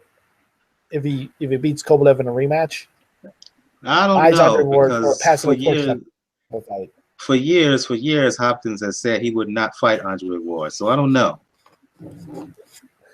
We don't know either. But then again, is going to be you just mentioned a promoter. It's not only Joe Smith Jr. that has a great opportunity, but it's his promotional company, Star Boxing, out here in Long Island, who can't do any boxing shows at the moment because of the insurance loss. It gets them out there. And like you just mentioned, K2, main events, Star Boxing. I think, isn't there like a top-ranked fighter involved in this too?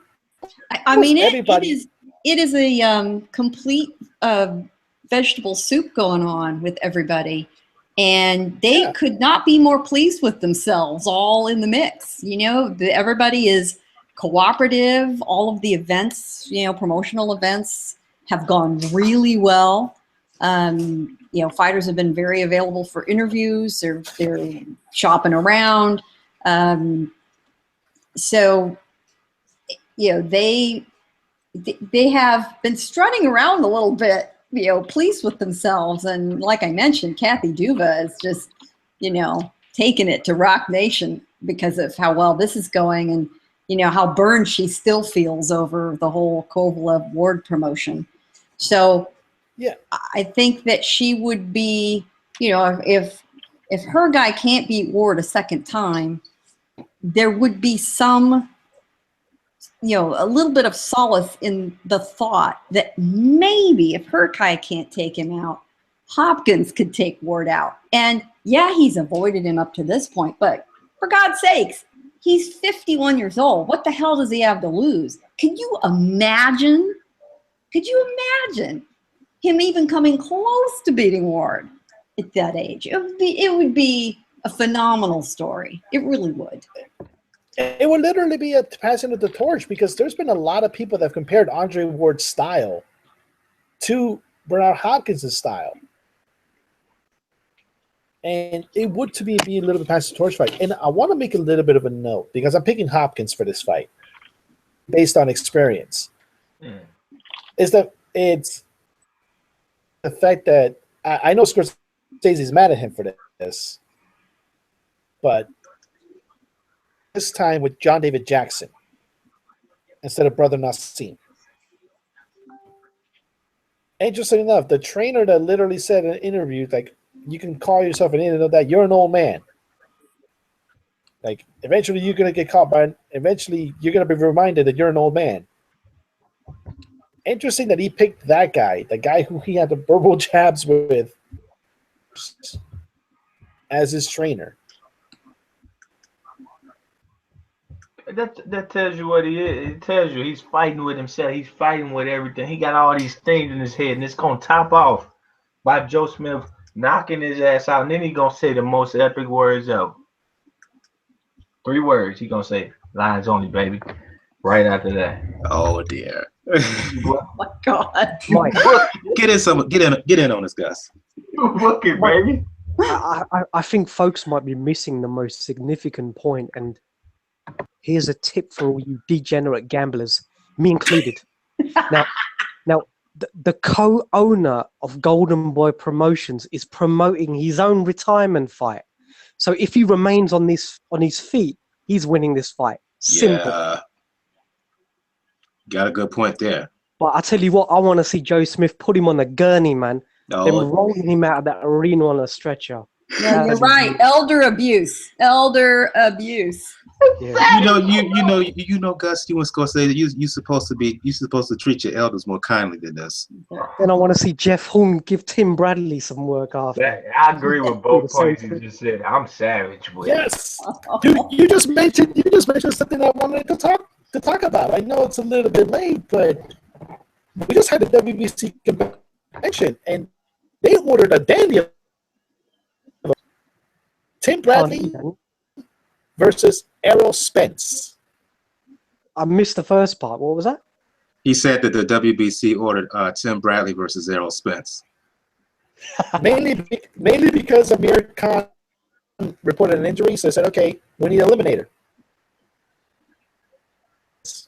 I'm disappointed, man. I wanted Tim Bradley to get his head out of Manny Pacquiao's Louis Vuitton money bag and fight somebody proper like a Jeff Horn. Now that would have been decent. No, wait, you don't think Errol Spence is proper? He asked, you don't think Errol Spence is proper, Gus? Nah, I just want to see. Somebody new make ripples into this division. Somebody untouted, unfancied, with a nice sort of background behind them as well. I think, and plus this kid can fight Jeff Horn, so that would have been nice. He ain't lying. Hey, Jeff Horn is nice. I'll tell you what. I think Tim Bradley, somebody like Algieri, they would have won 12 rounds with old Ali Faneka the other day. Probably would have lost, could have easily lost the fight. This dude is slipping a 6'2" jab, getting in on the inside, working his body, 8 times. Who was the other guy who was fighting? The guy that Devin Alexander beat with the one punch. Damn, what's his name? Bald-headed, light-skinned, was the IBF welterweight champion right before Oh, Randall Bailey. He's fighting Randall yeah. Bailey. Randall Bailey is trying to smother him up. Jeff Horn ripping the body 10 shots in a row. Tim Bradley, bring it on, bro. He called you out after that fight. If I can't get Manny, he the number 2 in the WBO. He said, bring on Tim Bradley. And that's simple as that. Bring on overrated, in my opinion, Tim Bradley. Bring him to the table and make him stop being a $6 million opponent. If you're not gonna fight Errol Spence, fight Jeff Horn, because you're gonna get your hell. He gonna come to fight. Yeah, walk you out in the arena with blood all over his pants. That's what you get, Bradley, for doing a b-boy stance.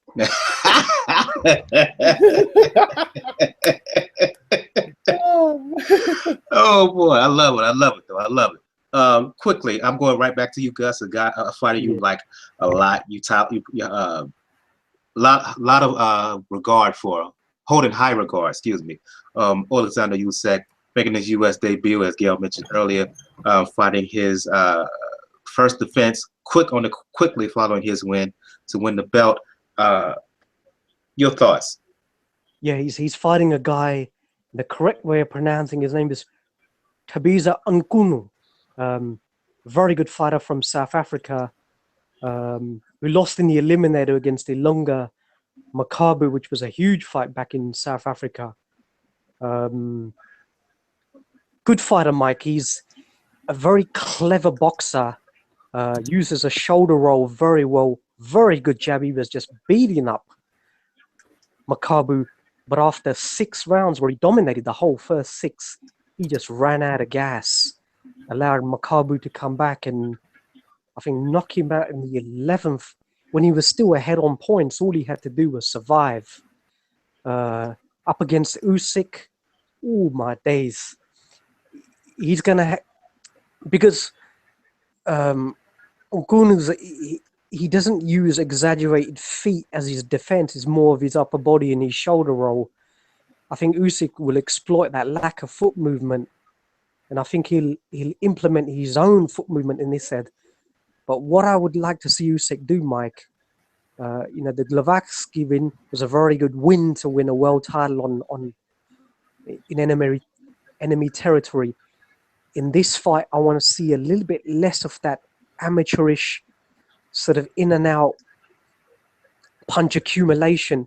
I want to see him almost sit down on his punches, because I tried to fire a question to Mr. Bashir as to whether he may have damaged his hand in his training camp before or during the fight, because he wasn't extending on his left hand, which I've seen him do. Certainly in the World Series of Boxing, he was doing that as well. He was trying to sit down and knocking out folks.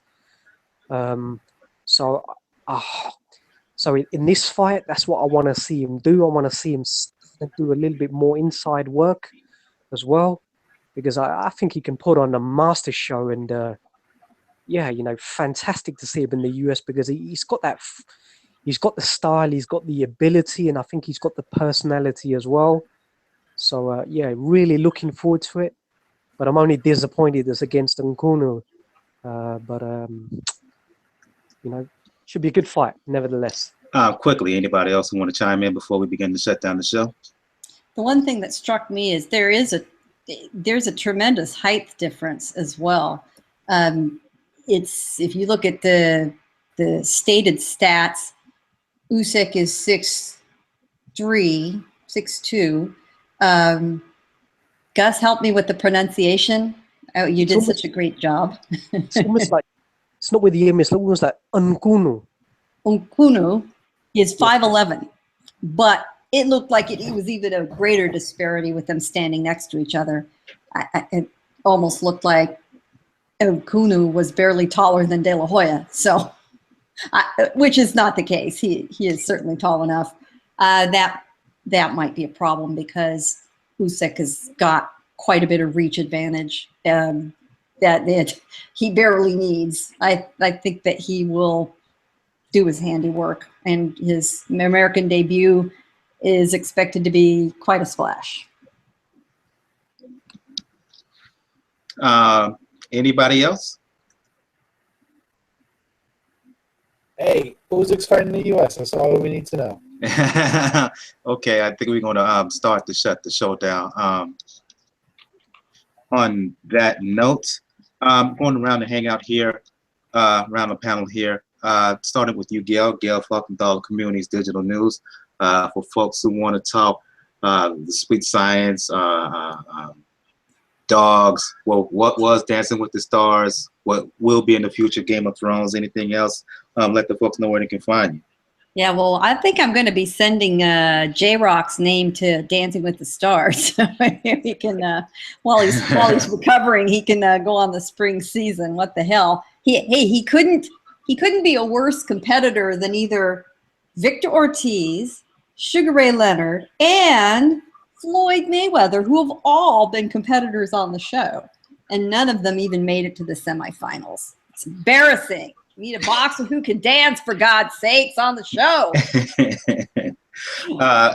that as it may. You can find me on Communities Digital News, which is COM, C-O-M-M, Digi, D-I-G-I News, COM Digi News. Just posted a story with a feature interview I did with Vyacheslav Slava Lionheart Chingonski Shabransky. I don't think there's a boxer with more nicknames on the planet. And for those of you that aren't quite sure what Chingonski means, I have a little explanation for you. And also preview some of the other fights. Regrettably, it was a real stacked undercard tomorrow night.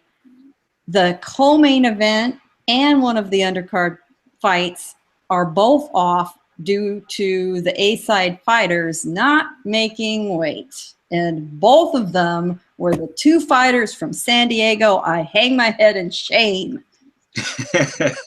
Gail, can we watch that fight on Ring TV? I believe you can, and while everybody else is given their bona fides, I will check that quickly. It is being aired in the United States on HBO Latino only, but let's check the Ring TV. I think they will perhaps have the undercards. So it's a three-fight, 3 10-rounder card. One of the undercard fights has been moved up to the third fight. So and we're going to make do. Isn't JoJo Diaz fighting on that card as well? JoJo is on the undercard of the Hopkins. Okay. Fight, which is a tremendous opportunity, and he's very excited. And who wouldn't love to get a little bit of a showcase on the boss's undercard? He's a superstar in the making, that kid. He is, absolutely. Yeah. All right, thank you for the correction. Daniel Carpio of the Inscriber, for folks who want to talk the sweet science or the NBA, specifically the Miami Heat. Let the folks know where they can find you. All right, folks. You can find me on Twitter at Ruckus99. I'm probably weeks off. I'm going to do a year-end review on the Inscriber for the sport because it's been a complicated year. Like I said, I'm always on the weekends. We always do a show, me, Joe, and Francis we're obviously going to cover, like I said, these fights coming up. Shabransky, who looked completely different with a beard. And we'll talk about a fight that we didn't mention, but does have implications.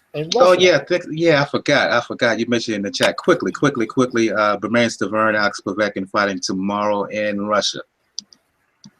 Yeah, that is going to be a fight worth watching just because these are two guys who don't move around, throw bombs, and really it's pretty much the last chance for both. Povetkin has that cloud of that positive test hanging over his head, and it'll always remain hanging over his head, no matter what scientists he dragged out of Moscow to try to explain his case.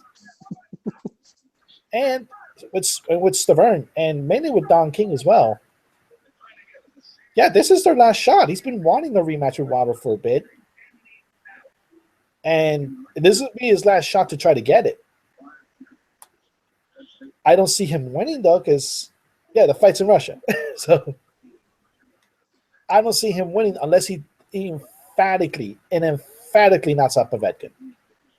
Again, thanks for reminding, and thanks for the quick word about Stavern and Pavek. And I go to you guys for folks who want to talk the sweet science, who want to talk boxing or music. Let the folks know where they can find you. Mike, how can you deprive Gail of talking about Chavez Jr.? I was Stop waiting it! for that. Stop it! All right. Don't get muted at the end of the show now. Stop it! I told you I got standards. What about another Chris Eubank Jr. and his portal of new dimension deluded madness? Yeah, with him moving up to 68. Yeah. That is Roy Jones announced he's got another fight in January too. I mean, let's just go for it while we're at it. Chris Eubank Jr., that is some Arnold Schwarzenegger Total Recall stuff.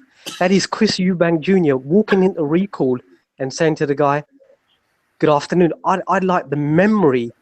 I'd like an implant of the memory of being a two-weight champion and winning a world title on pay-per-view." And the guy replies, "Okay, very good, Mr. Eubank. What belt would you like? The WBC, the WBO, the IBF, the WBA?" And he's like, "Nah, all of them belts are outdated and rubbish. I want to fight for the biggest belt in the world, the IBO." Like, Oh, okay. God, no. Yeah. How about the pay-per-view? Would you like Sky Sports? Would you like HBO? Would you like Showtime? And he's like, "Nah, forget about all that rubbish. I want ITV box office, please." Which, oh my God, you're that scared of Triple G. Oh my God, they're just going to exploit all of the casual. Mike, you know what this reminds me of? This is like Chris Eubank Senior when he had the WBO belt, which back at the time was just considered like a British title.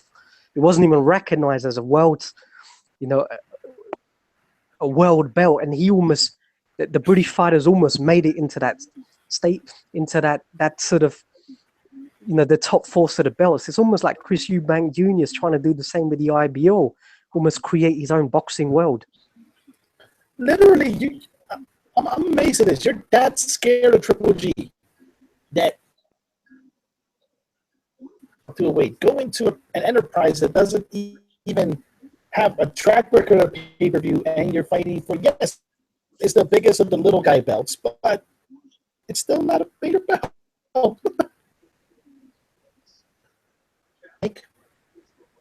Sorry? He's asking how much money is this going to make?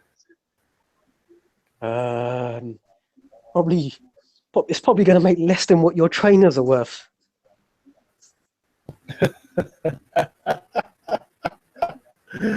Oh my God! Wow! God, Wow! I don't even want to fathom, I guess. Okay, yeah. That was when I heard that, I was like, okay, yeah. But anyway, again, guys, because you didn't mention it, for those who want to talk boxing or anything else, would you let folks know where they can hit you up? Well, after that, I'm going to have to be in hiding, but if any case, folks can catch me. I'll have Chris after me with a baseball bat. Catch me Corruption in Boxing, Skype, YouTube. Okay. Scorsese, he had to dip out for folks who want to talk boxing with him. My low place on Twitter. I'm not even going to try to. Okay, you can find him on YouTube at #MLPF. I think that's correct. #MLPF on YouTube, G+. Jacob, who was also on the show, who joined us earlier. Jacob from Jab Hook Boxing.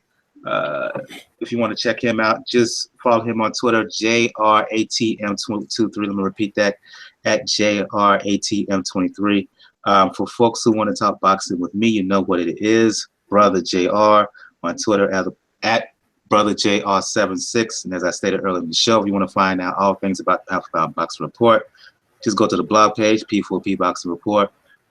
.wordpress.com. You check the right of the blog page, you'll find links to all our pages all over. Pages on G+, Facebook, Tumblr, YouTube. Also links to where to listen to us on Google Play Music, SoundCloud, iTunes, Stitch Radio, Player FM, as well as the email address, tigernet76@gmail.com. On the next episode of Pound for Pound Boxing Report, we will do a recap of Joe Smith, Hopkins and Joe Smith, of Usyk's first title defense, of Stavern and Povetkin. And we will also do since there's no boxing happening that following week, since it's Christmas, let's decide to do our year-end show. We will do a year-end recap, fight of the year, fighter of the year, event of the year, predictions for 2017 and whatnot. And we may do a preview of the big cards that's going down in Japan at the very end of the year. So we will do all that.